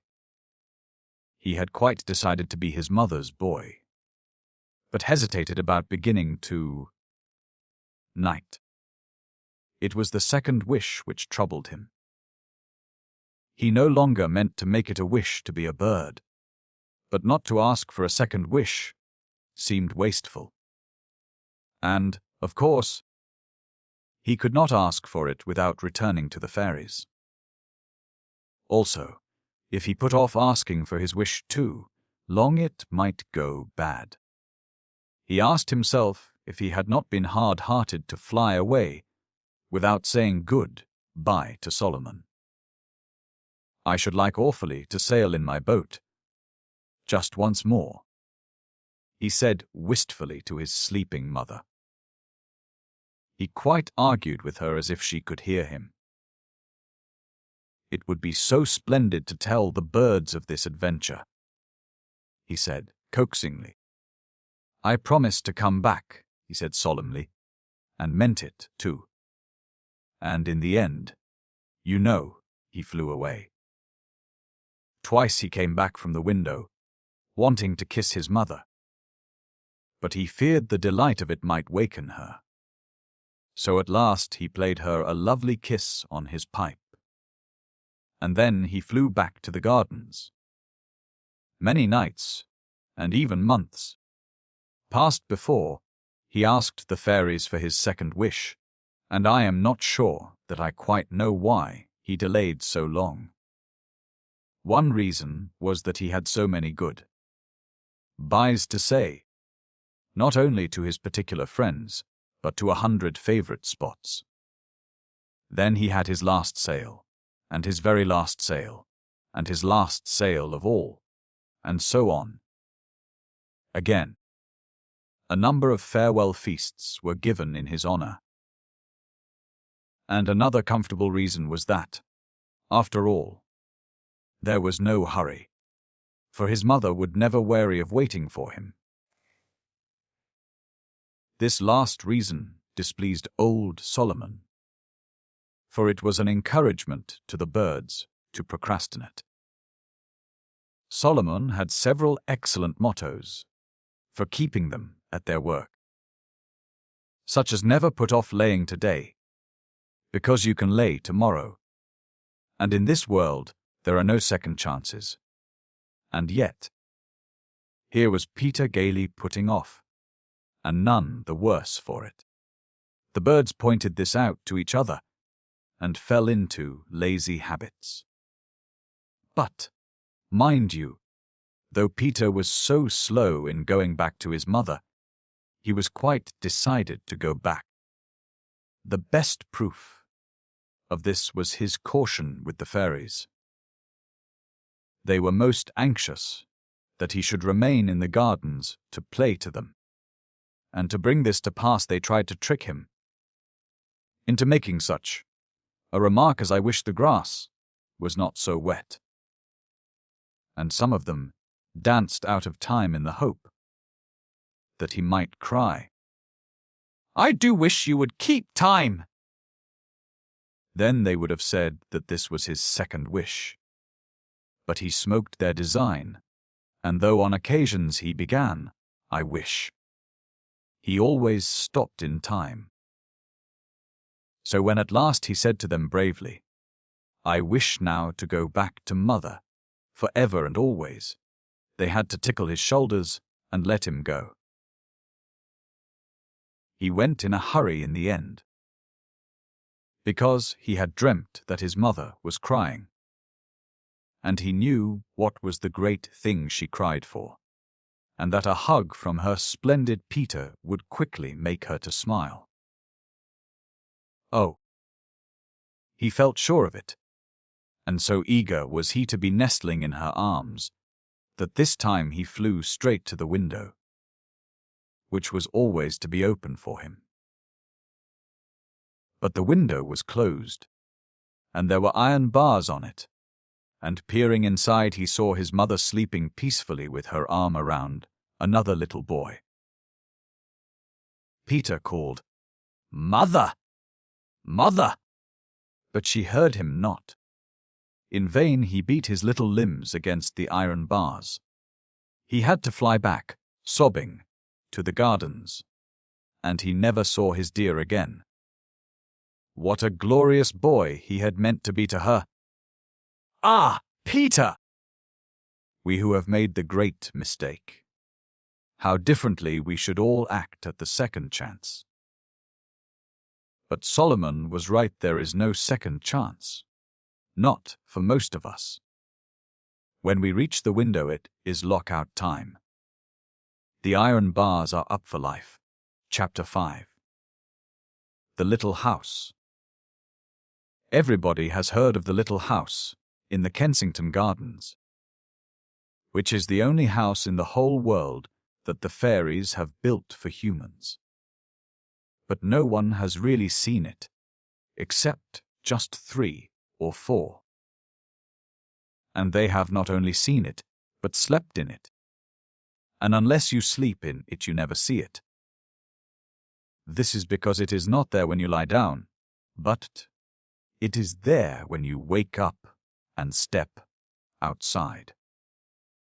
In a kind of way, everyone may see it, but what you see is not really it, but only the light in the windows. You see the light after lockout time. David, for instance, saw it quite distinctly far away, among the trees as we were going home from the pantomime, and Oliver Bailey saw it the night. He stayed so late at the temple, which is the name of his father's office. Angela Clare, who loves to have a tooth extracted, because then she is treated to tea in a shop, saw more than one light. She saw hundreds of them all together. And this must have been the fairies building the house, for they build it every night, and always in a different part of the gardens.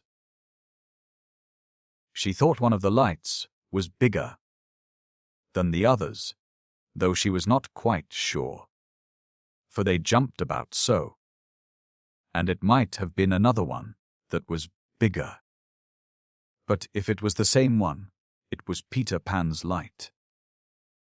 Heaps of children have seen the light, so that is nothing. But Mamie Mannering was the famous one for whom the house was first built. Mamie was always rather a strange girl, and it was at night that she was strange. She was 4 years of age, and in the daytime she was the ordinary kind.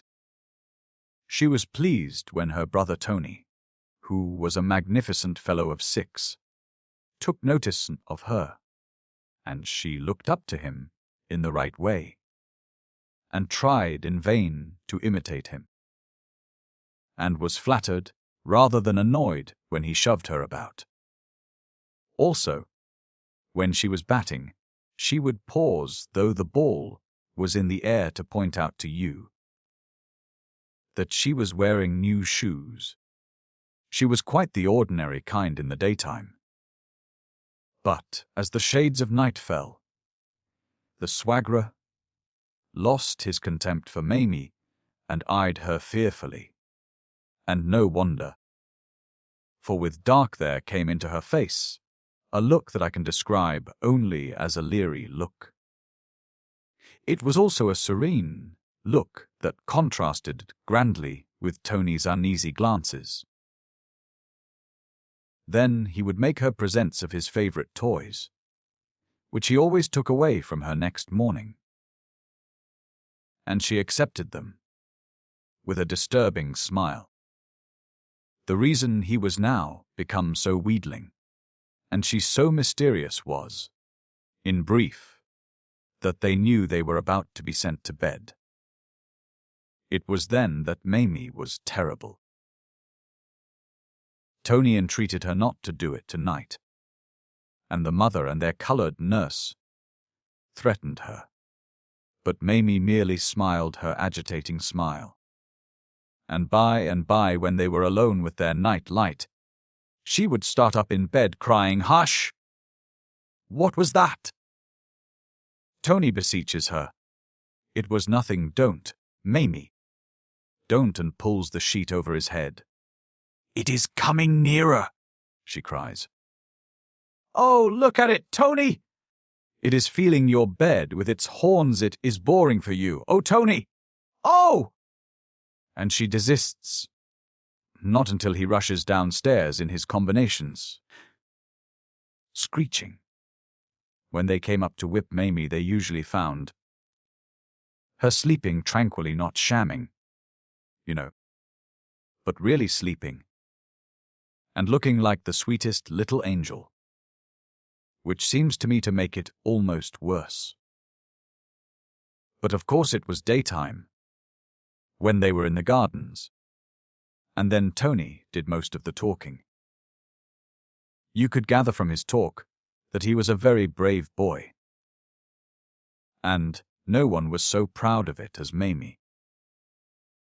She would have loved to have a ticket on her saying that she was his sister, and at no time did she admire him more than when he told her, as he often did with splendid firmness, that one day he meant to remain behind in the gardens after the gates were closed. "Oh, Tony," she would say with awful respect, "but the fairies will be so angry." "I dare say," replied Tony carelessly. "Perhaps," she said, thrilling, "Peter Pan will give you a sail in his boat." "I shall make him," replied Tony. No wonder she was proud of him. But they should not have talked so loudly. For one day they were overheard by a fairy who had been gathering skeleton leaves, from which the little people weave their summer curtains. And after that Tony was a marked boy. They loosened the rails before he sat on them, so that down he came on the back of his head. They tripped him up by catching his bootless, and bribed the ducks to sink his boat. Nearly all the nasty accidents you meet within the gardens occur because the fairies have taken an ill will to you. And so it behooves you to be careful what you say about them. Mamie was one of the kind who liked to fix a day for doing things. But Tony was not that kind. And when she asked him which day he was to remain behind in the gardens, after lock out, he merely replied, "Just some day." He was quite vague about which day, except when she asked, "Will it be today?" And then he could always say for certain that it would not be today. So she saw that he was waiting for a real good chance. This brings us to an afternoon when the gardens were white with snow, and there was ice on the round pond. Not thick enough to skate on, but at least you could spoil it for tomorrow by flinging stones, and many bright little boys and girls were doing that. When Tony and his sister arrived, they wanted to go straight to the pond, but their ayah said they must take a sharp walk first, and as she said this she glanced at the time board to see when the gardens closed that night. It read 5:30. "Poor ayah!"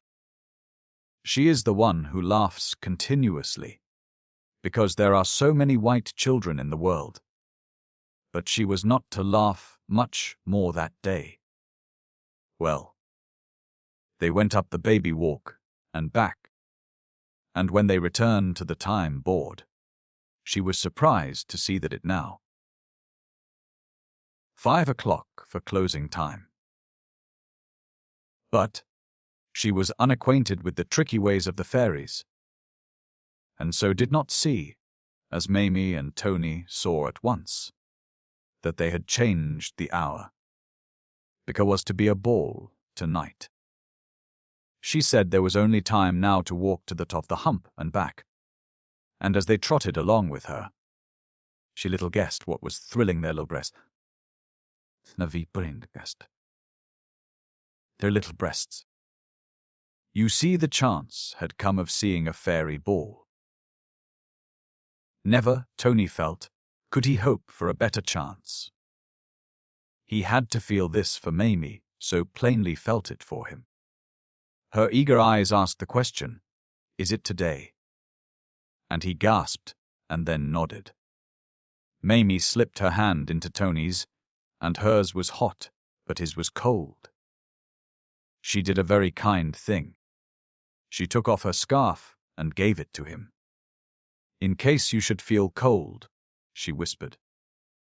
Her face was aglow, but Tony's was very gloomy.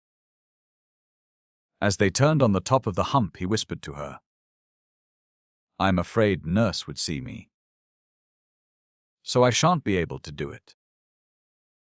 Mamie admired him more than ever for being afraid of nothing but their ire, when there were so many unknown terrors to fear, and she said, aloud, "Tony, I shall race you to the gate," and in a whisper, "Then you can hide." And off they ran. Tony could always outdistance her easily, but never had she known him speed away so quickly as now, and she was sure he hurried that he might have more time to hide. "Brave! Brave!" Her doting eyes were crying when she got a dreadful shock. Instead of hiding, her hero had run out at the gate. At this bitter sight, Mamie stopped blankly, as if all her lapful of darling treasures were suddenly spilled. And then, for very disdain, she could not sob. In a swell of protest against all pooling, coward she ran to St. Govor's well, and hid in Tony's stead. When the heir reached the gate and saw Tony far in front, she thought her other charge was with him, and passed out. Twilight crept over the gardens, and hundreds of people passed out, including the last one, who always has to run for it. But Mamie saw them not. She had shut her eyes tight and glued them with passionate tears. When she opened them, something very cold ran up her legs and up her arms and dropped into her heart. It was the stillness of the gardens. Then she heard clang, then from another part clang, then clang, clang far away. It was the closing of the gates. Immediately the last clang had died away, Mamie distinctly heard a voice say, "So that's all right." It had a wooden sound and seemed to come from above, and she looked up in time to see an elm tree stretching out its arms and yawning. She was about to say, "I never knew you could speak," when a metallic voice that seemed to come from the ladle at the well remarked to the elm, "I suppose it is a bit coldish up there." And the elm replied, "Not particularly. But you do get numb standing so long on one leg." And he flapped his arms vigorously, just as the cabmen do before they drive off. Mamie was quite surprised to see that a number of other tall trees were doing the same sort of thing. And she stole away to the baby walk and crouched observantly under a Minorca holly, which shrugged its shoulders but did not seem to mind her. She was not in the least cold. She was wearing a russet, colored pelisse, and had the hood over her head, so that nothing of her showed except her dear little face and her curls. The rest of her real self was hidden far away inside. So many warm garments that in shape she seemed rather like a ball. She was about 40 round the waist. There was a good deal going on in the baby walk, where Mamie arrived in time to see a magnolia and a Persian lilac step over the railing, and set off for a smart walk. They moved in a jerky sort of way, certainly, but that was because they used crutches. An elderberry hobbled across the walk and stood chatting with some young quinces, and they all had crutches. The crutches were the sticks that are tied to young trees and shrubs.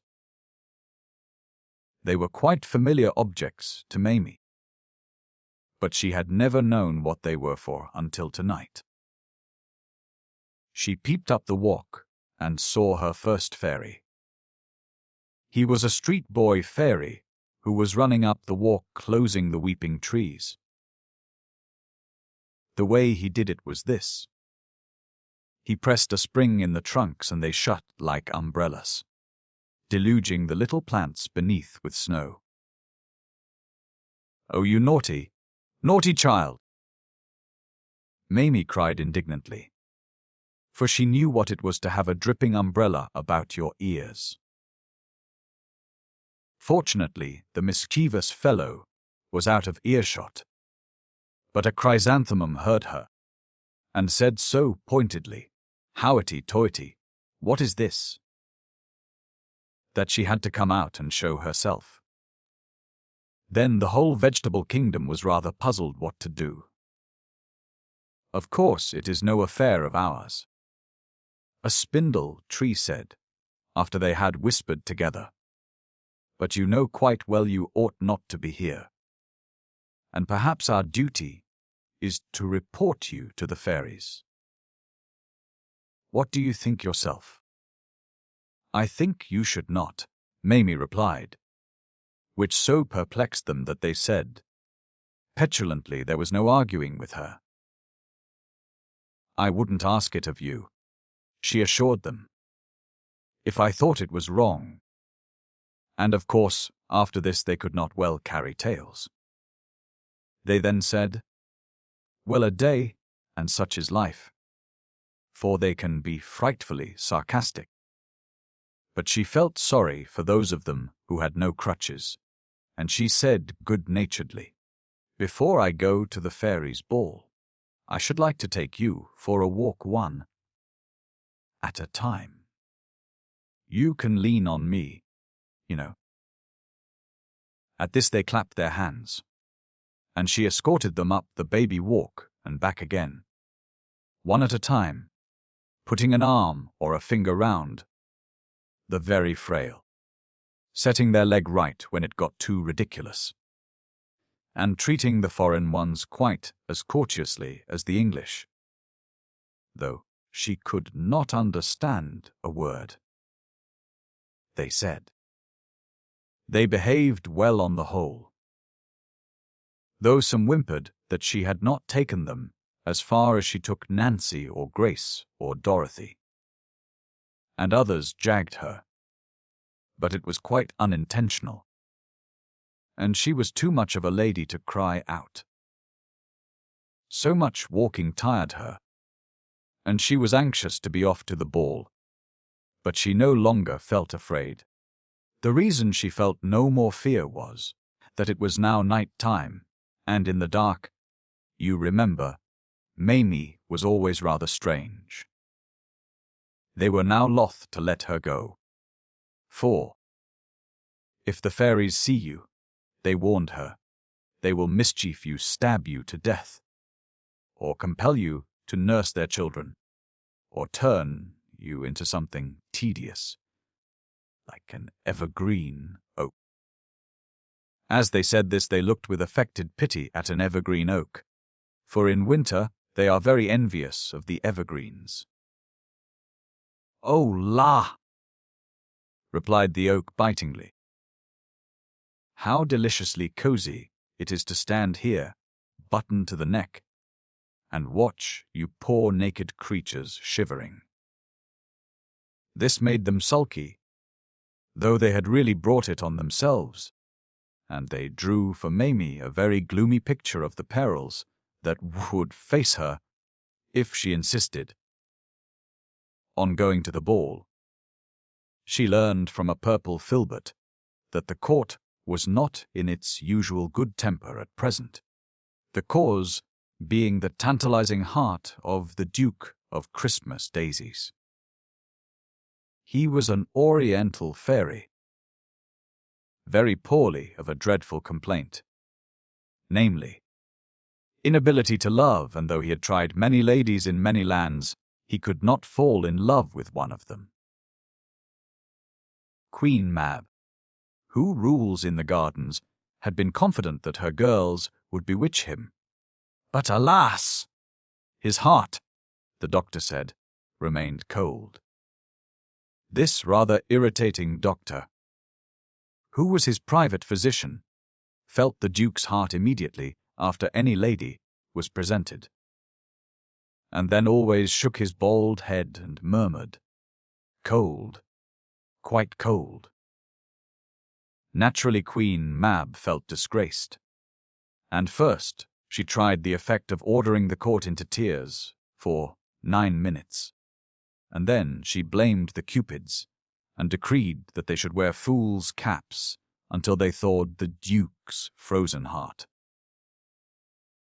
How I should love to see the Cupids in their dear little fools' caps, Mamie cried, and away she ran to look for them very recklessly, for the Cupids hate to be laughed at.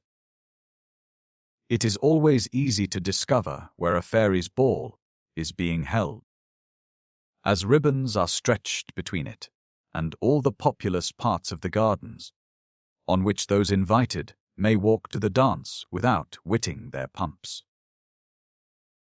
This night, the ribbons were red and looked very pretty on the snow. Mamie walked alongside one of them some distance without meeting anybody, but at last she saw a fairy cavalcade approaching. To her surprise, they seemed to be returning from the ball, and she had just time to hide from them by bending her knees and holding out her arms and pretending to be a garden chair. There were 6 horsemen in front and 6 behind. In the middle walked a prim lady wearing a long train held up by 2 pages, and on the train, as if it were a couch, reclined a lovely girl, for in this way do aristocratic fairies travel about. She was dressed in golden rain, but the most enviable part of her was her neck, which was blue in color and of a velvet texture, and of course showed off her diamond necklace, as no white throat could have glorified it. The high-born fairies obtain this admired effect by pricking their skin, which lets the blue blood come through and dye them, and you cannot imagine anything so dazzling unless you have seen the ladies' busts in the jewelers' windows. Mamie also noticed that the whole cavalcade seemed to be in a passion, tilting their noses higher than it can be safe for even fairies to tilt them. And she concluded that this must be another case in which the doctor had said cold, quite cold. Well, she followed the ribbon to a place where it became a bridge over a dry puddle, into which another fairy had fallen and been unable to climb out. At first this little damsel was afraid of Mamie, who most kindly went to her aid, but soon she sat in her hand, chatting gaily, and explaining that her name was Brownie, and that though only a poor street singer, she was on her way to the ball to see if the Duke would have her. "Of course," she said, I am rather plain. And this made Mamie uncomfortable. For indeed the simple little creature was almost quite plain for a fairy. It was difficult to know what to reply.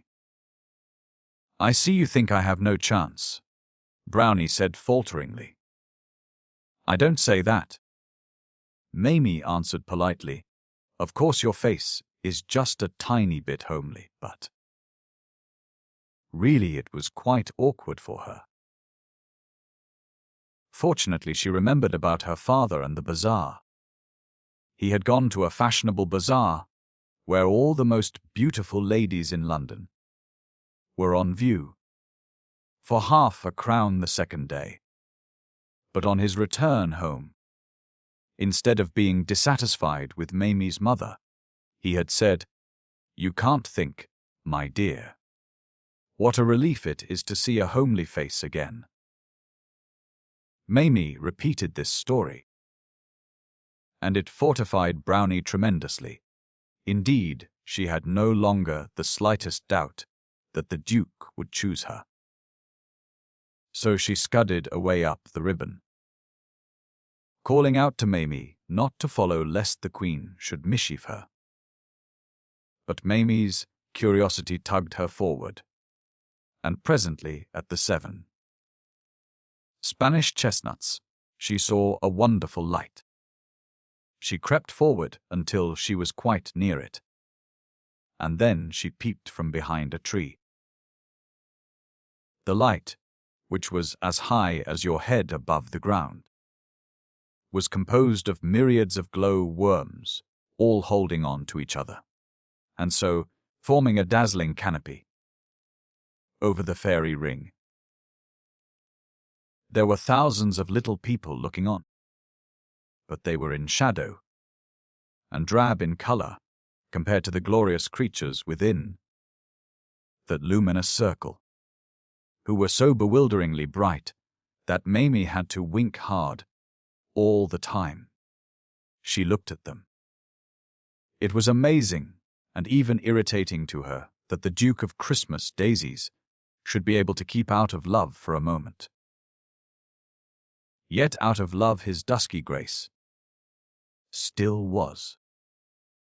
You could see it by the shamed looks of the Queen and court, though they pretended not to care. By the way darling ladies brought forward for his approval burst into tears, as they were told to pass on, and by his own most dreary face. Mamie could also see the pompous doctor feeling the Duke's heart, and hear him give utterance to his parrot cry.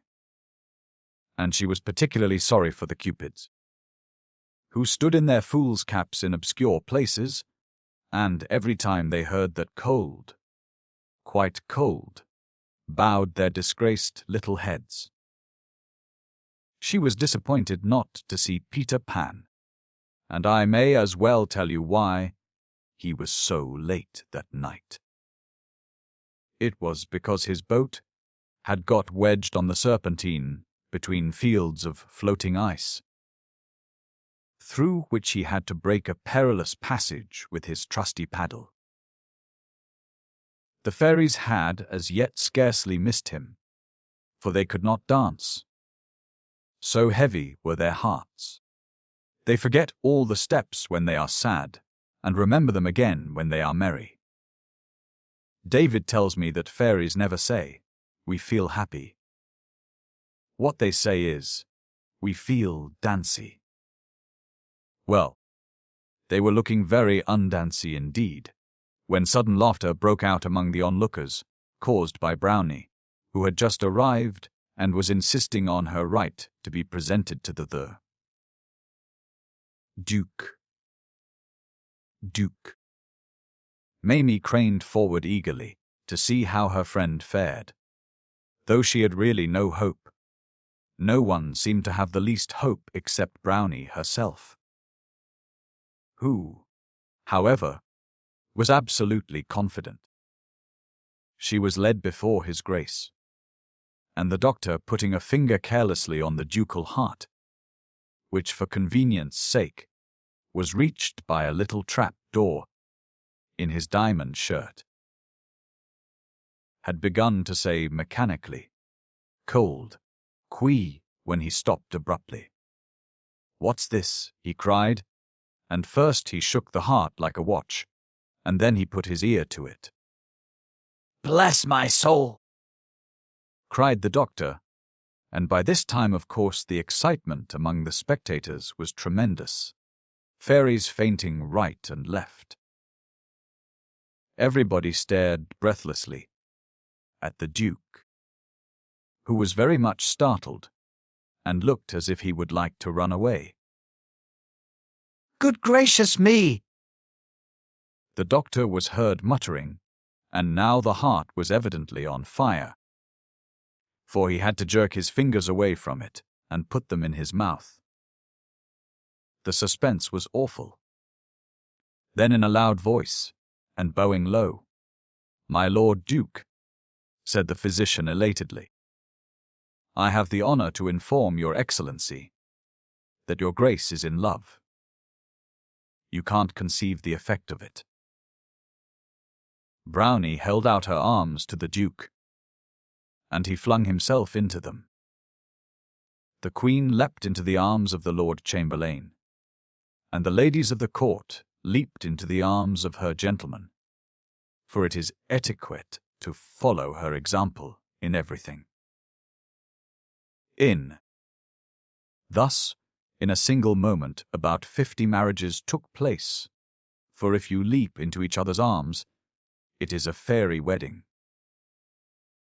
Of course, a clergyman has to be present. How the crowd cheered and leaped. Trumpets brayed, the moon came out, and immediately 1,000 couples seized hold of its rays, as if they were ribbons in a May dance, and waltzed in wild abandon round the fairy ring. Most gladsome sight of all, the Cupids plucked the hated fools' caps from their heads and cast them high in the air. And then Mamie went and spoiled everything. She could not help it. She was crazy with delight over her little friend's good fortune, so she took several steps forward and cried in an ecstasy, "A brownie! How splendid!" Everybody stood still. The music ceased. The lights went out. And all in the time you may take to say, "Oh dear!" An awful sense of her peril came upon Mamie.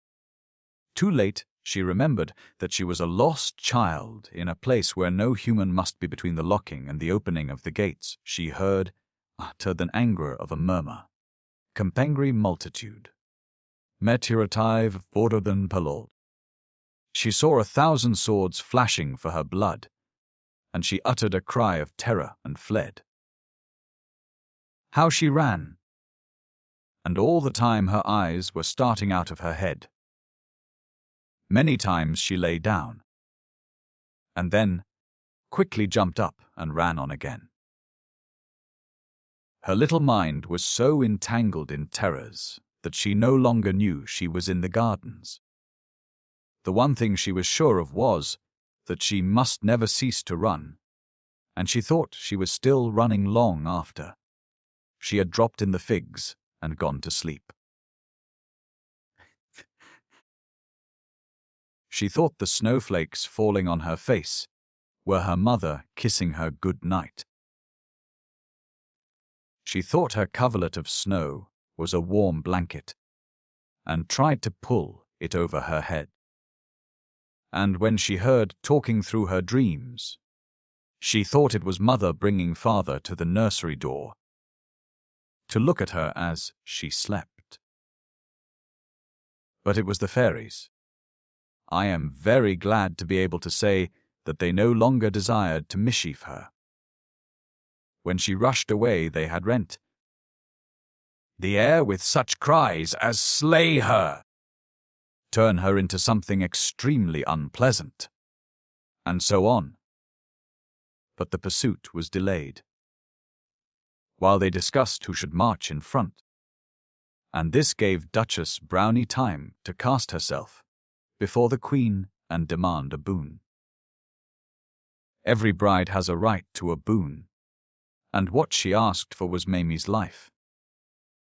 "Anything except that," replied Queen Mab sternly, and all the fairies echoed, "Anything except that." But when they learned how Mamie had befriended Brownie, and so enabled to attend the ball to their great glory and renown, they gave 3 huzzas for the little human, and set off, like an army, to thank her, the court advancing in front and the canopy keeping step with it. They traced Mamie easily by her footprints in the snow. But though they found her deep in snow in the figs, it seemed impossible to thank Mamie, for they could not waken her. They went through the form of thanking her.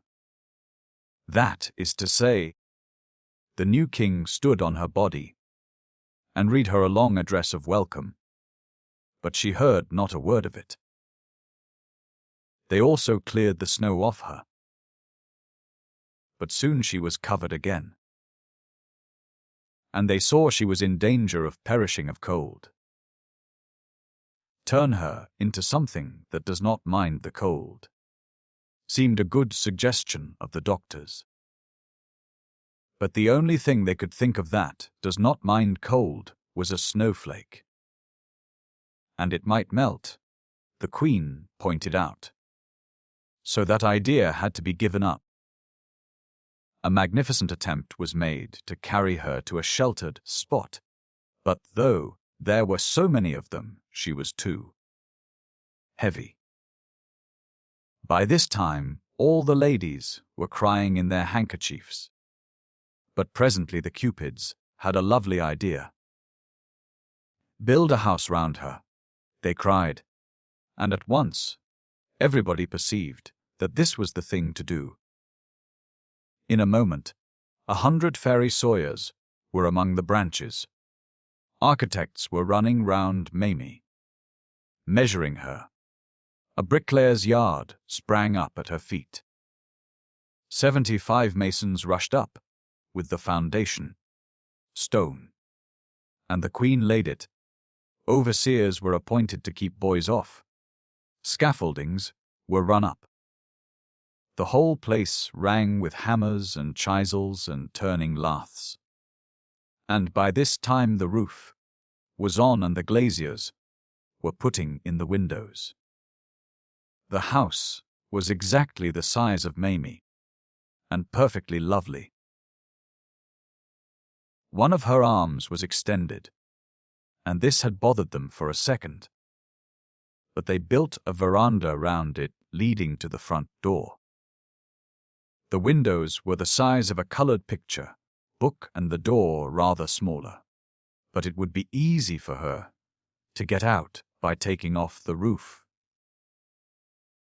The fairies, as is their custom, clapped their hands with delight over their cleverness, and they were so madly in love with the little house that they could not bear to think they had finished it.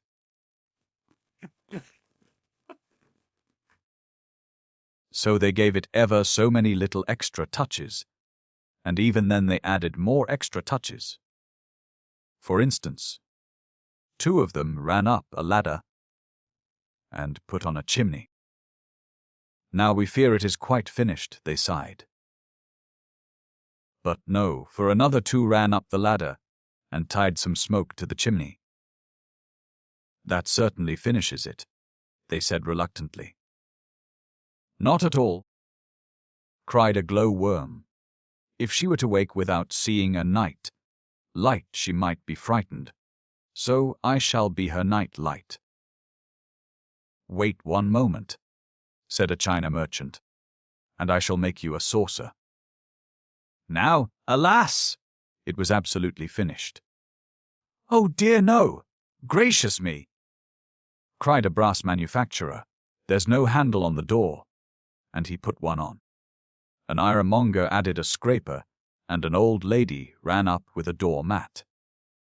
Carpenters arrived with a water butt, and the painters insisted on painting it. "Finished at last! Finished!" "How can it be finished?" the plumber demanded scornfully.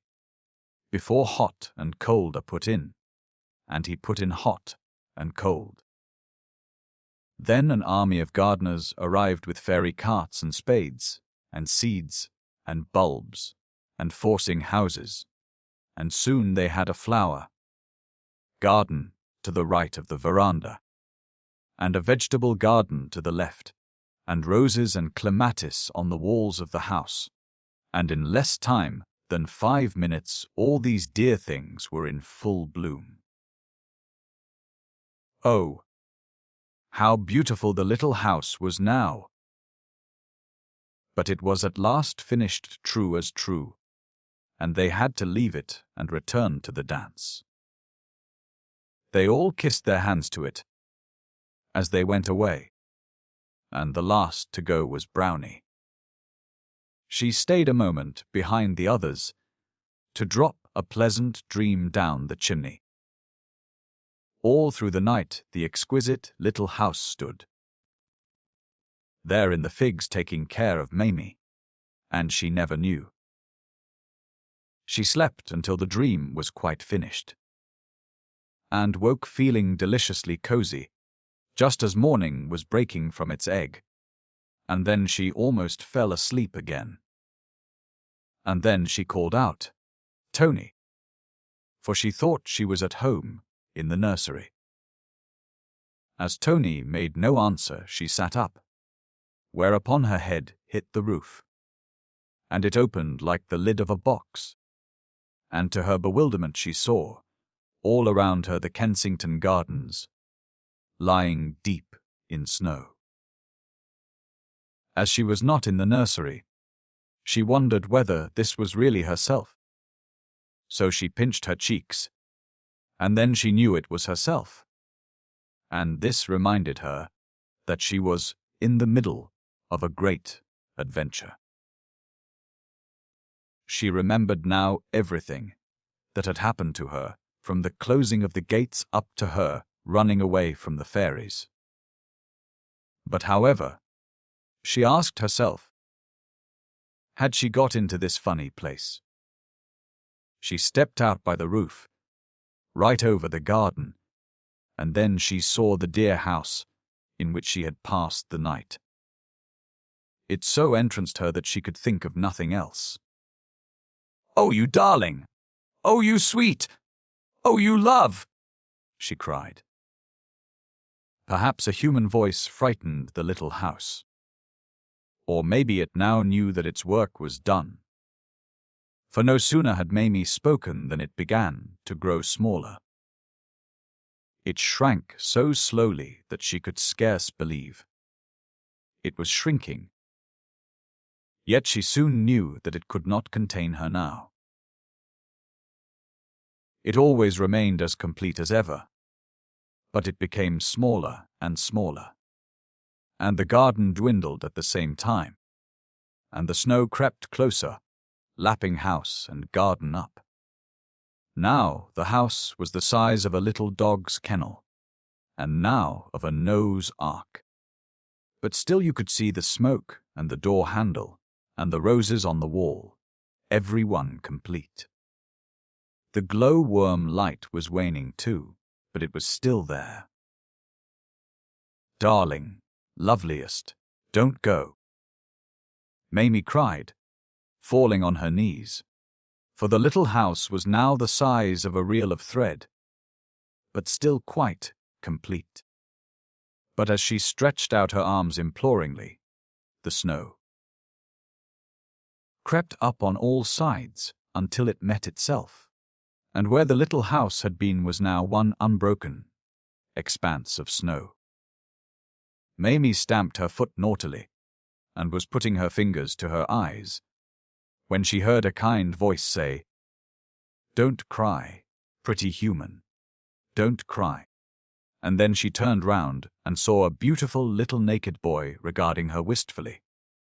She knew at once that he must be Peter Pan. Chapter 6. Peter's goat.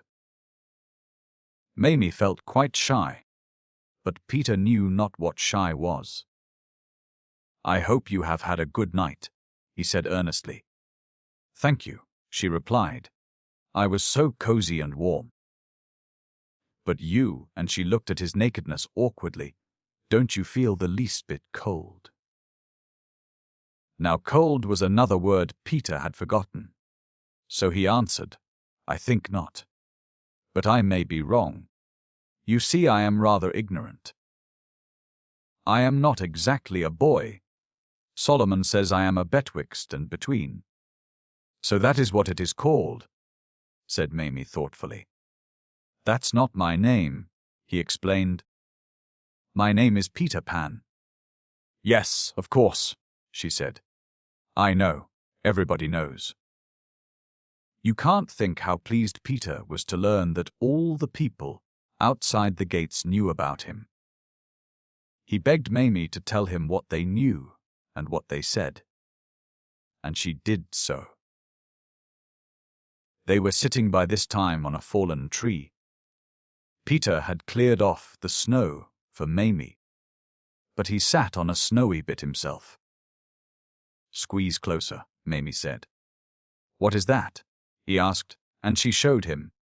And then he did it. They talked together, and he found that people knew a great deal about him. But not everything. Not that he had gone back to his mother and been barred out. For instance, and he said nothing of this to Mamie, for it still humiliated him. "Do they know that I play games exactly like real boys?" he asked very proudly. "Oh, Mamie, please tell them!"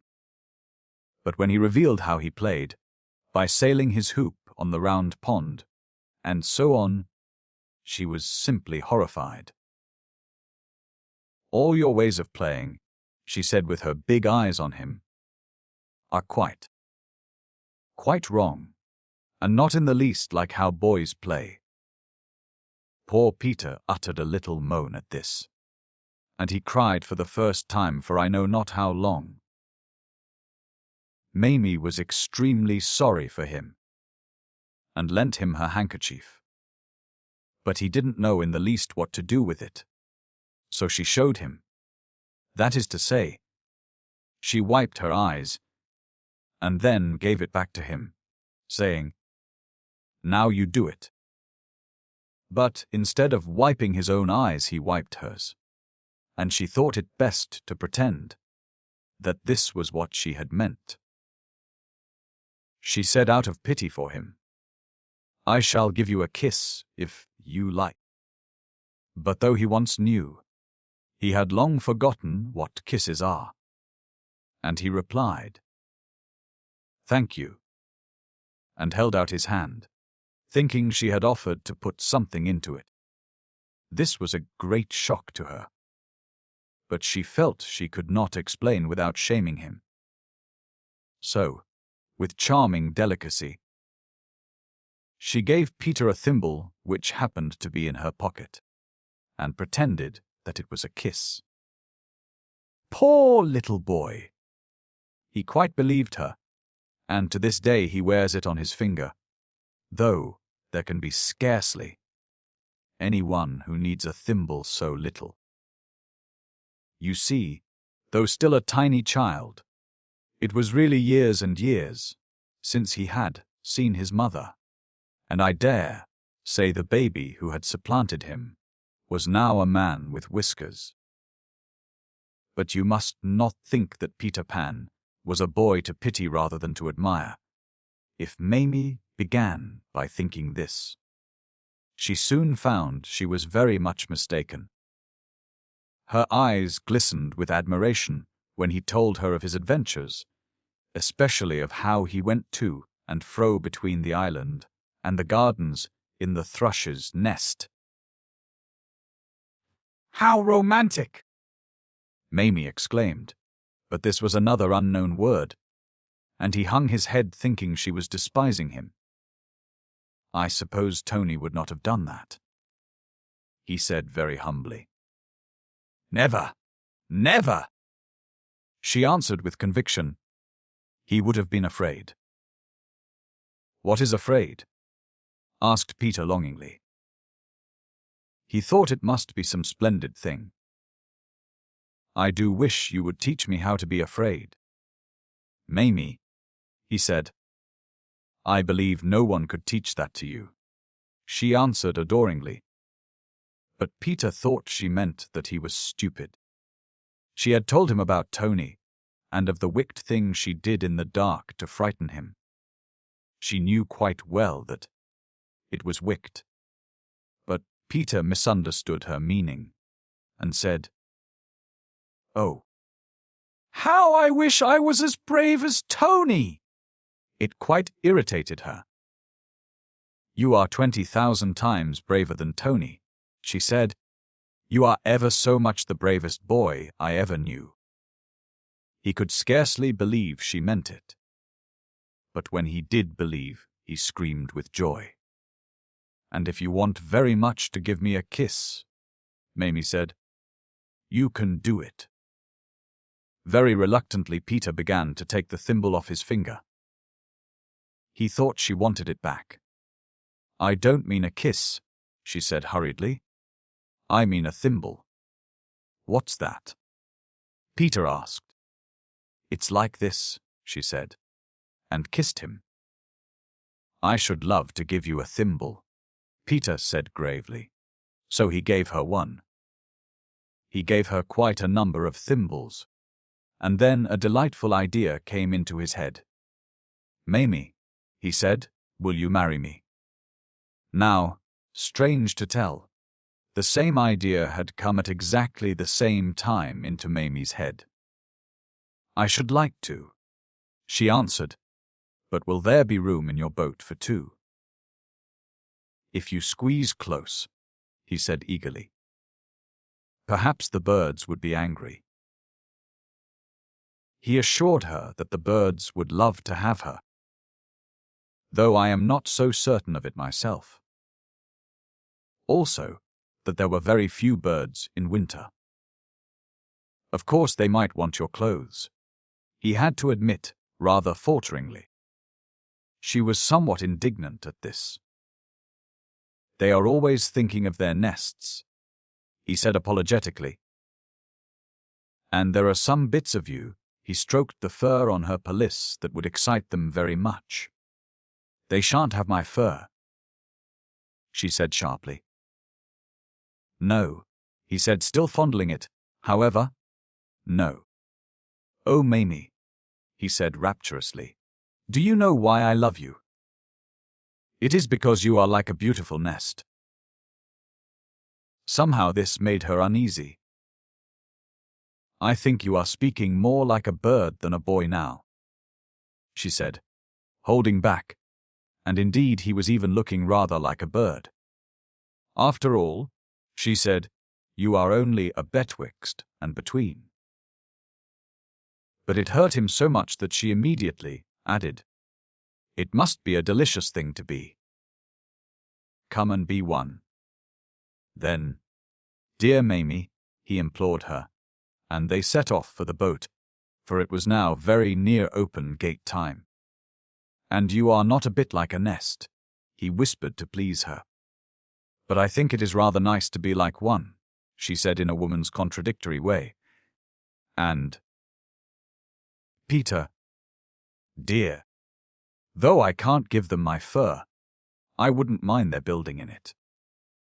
Fancy a nest in my neck, with little spotty eggs in it! Oh, Peter! How perfectly lovely! But as they drew near the Serpentine, she shivered a little, and said, Of course I shall go, and see Mother often, quite often. It is not as if I was saying good bye forever to Mother. It is not in the least like that. Oh, no, answered Peter, but in his heart he knew it was very like that, and he would have told her so had he not been in a quaking fear of losing her. He was so fond of her, he felt he could not live without her.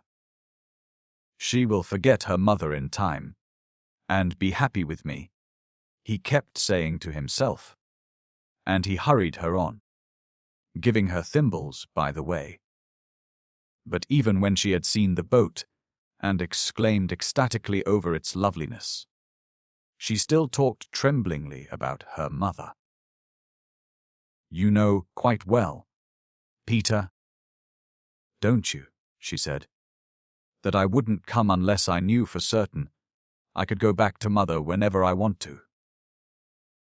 "Peter, say it." He said it, but he could no longer look her in the face. "If you are sure your mother will always want you," he added rather sorely. "The idea of Mother's not always wanting me," Mamie cried, and her face glistened. "If she doesn't bar you out," said Peter huskily. "The door," replied Mamie, "will always, always be open, and Mother will always be waiting at it for me." "Then," said Peter, not without grimness, "step in. If you feel so sure of her," and he helped Mamie into the thrush's nest. "But why don't you look at me?" she asked, taking him by the arm. Peter tried hard not to look. He tried to push off.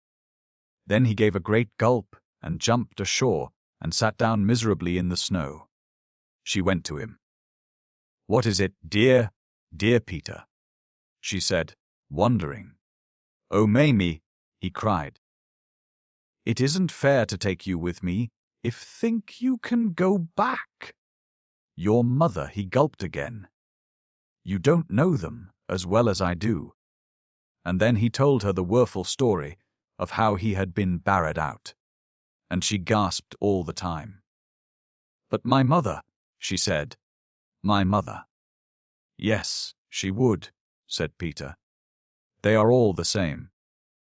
I dare say she is looking for another one already." Mamie said, "A ghost, I can't believe it. You see, when you went away your mother had none, but my mother has Tony. And surely they are satisfied when they have one." Peter replied bitterly, "You should see the letters Solomon gets from ladies who have 6. Just then they heard a grating creak, followed by creak, creak, all round the gardens. It was the opening of the gates, and Peter jumped nervously into his boat. He knew Mamie would not come with him now, and he was trying bravely not to cry. But Mamie was sobbing painfully.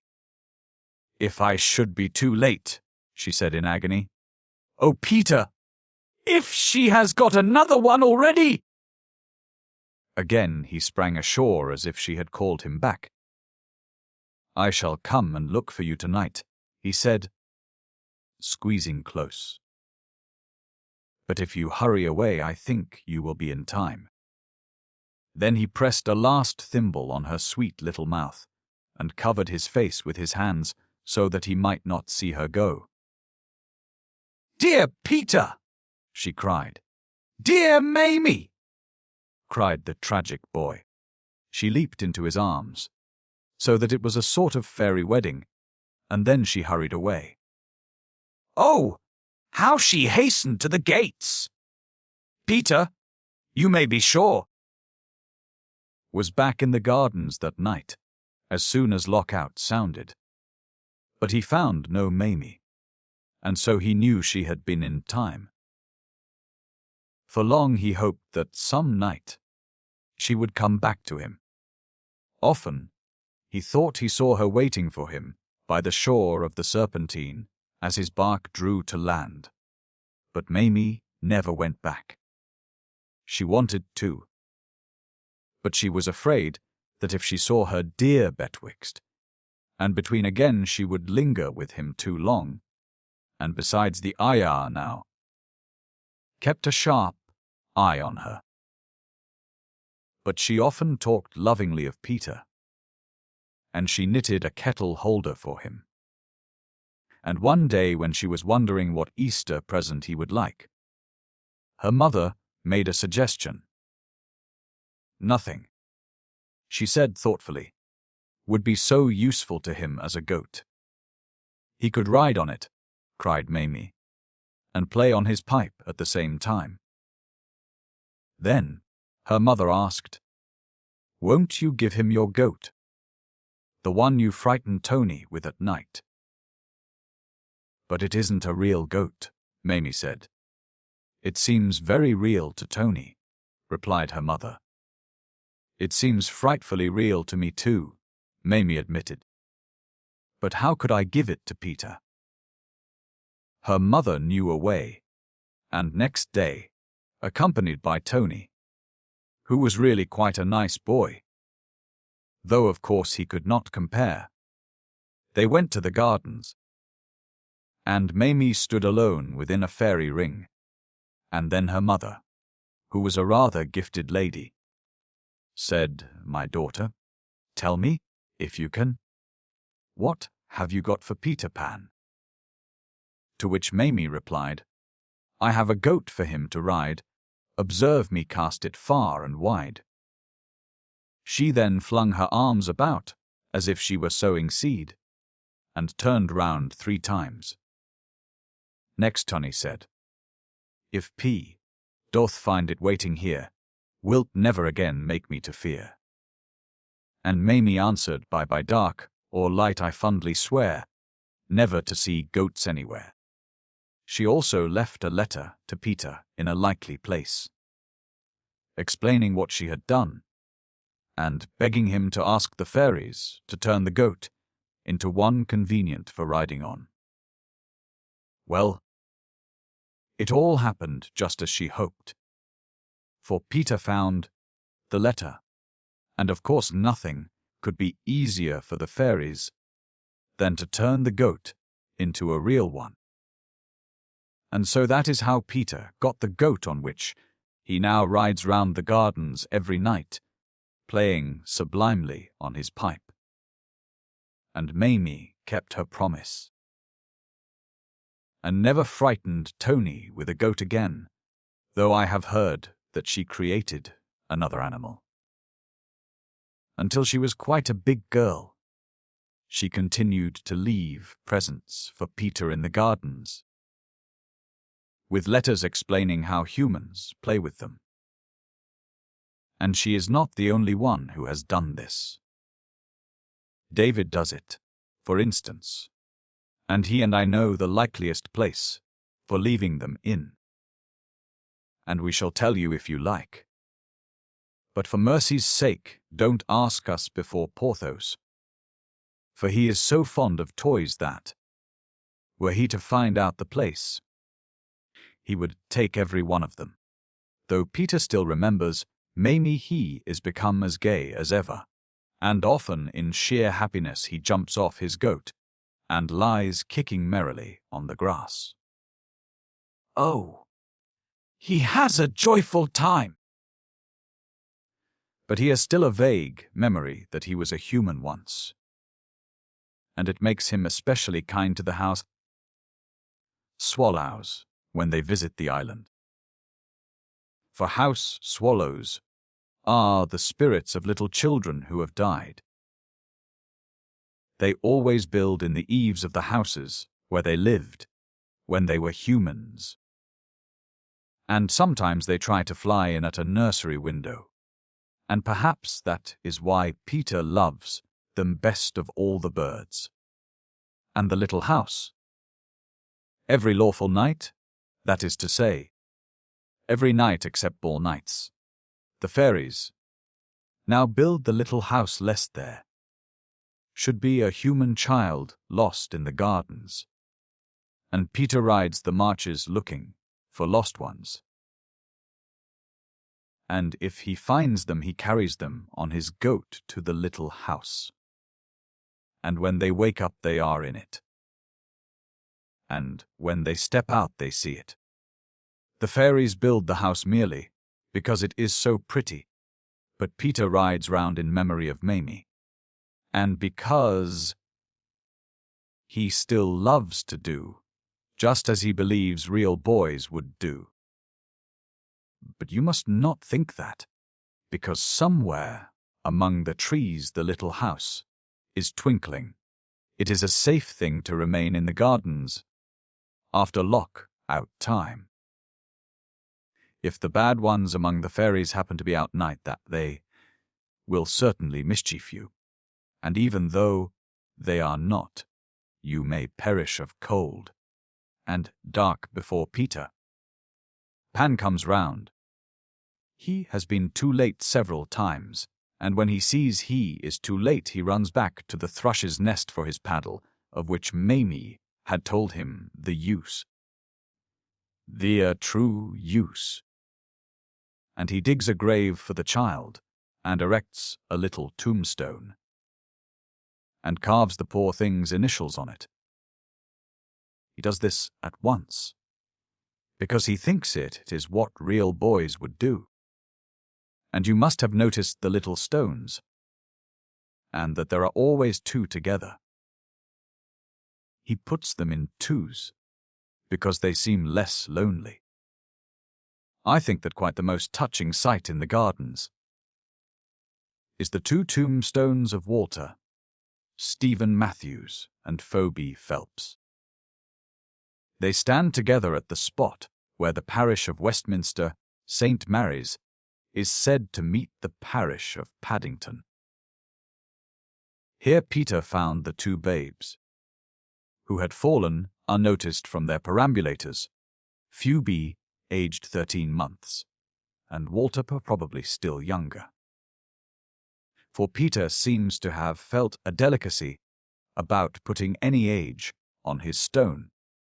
They lie side by side, and the simple inscriptions read W. St. M. 13a, pp. 1841. David sometimes places white flowers on these two innocent graves. But how strange for parents, when they hurry into the gardens at the opening of the gates looking for their lost one, to find the sweetest little tombstone. Instead, I do hope that Peter is not too ready with his spade. It is all rather sad, the end of this wonderful story. And so, our journey through this timeless fiction comes to an end. If you enjoyed this audiobook, please consider liking the video and subscribing to our channel for more golden tales like this one. Feel free to explore the playlists on our channel.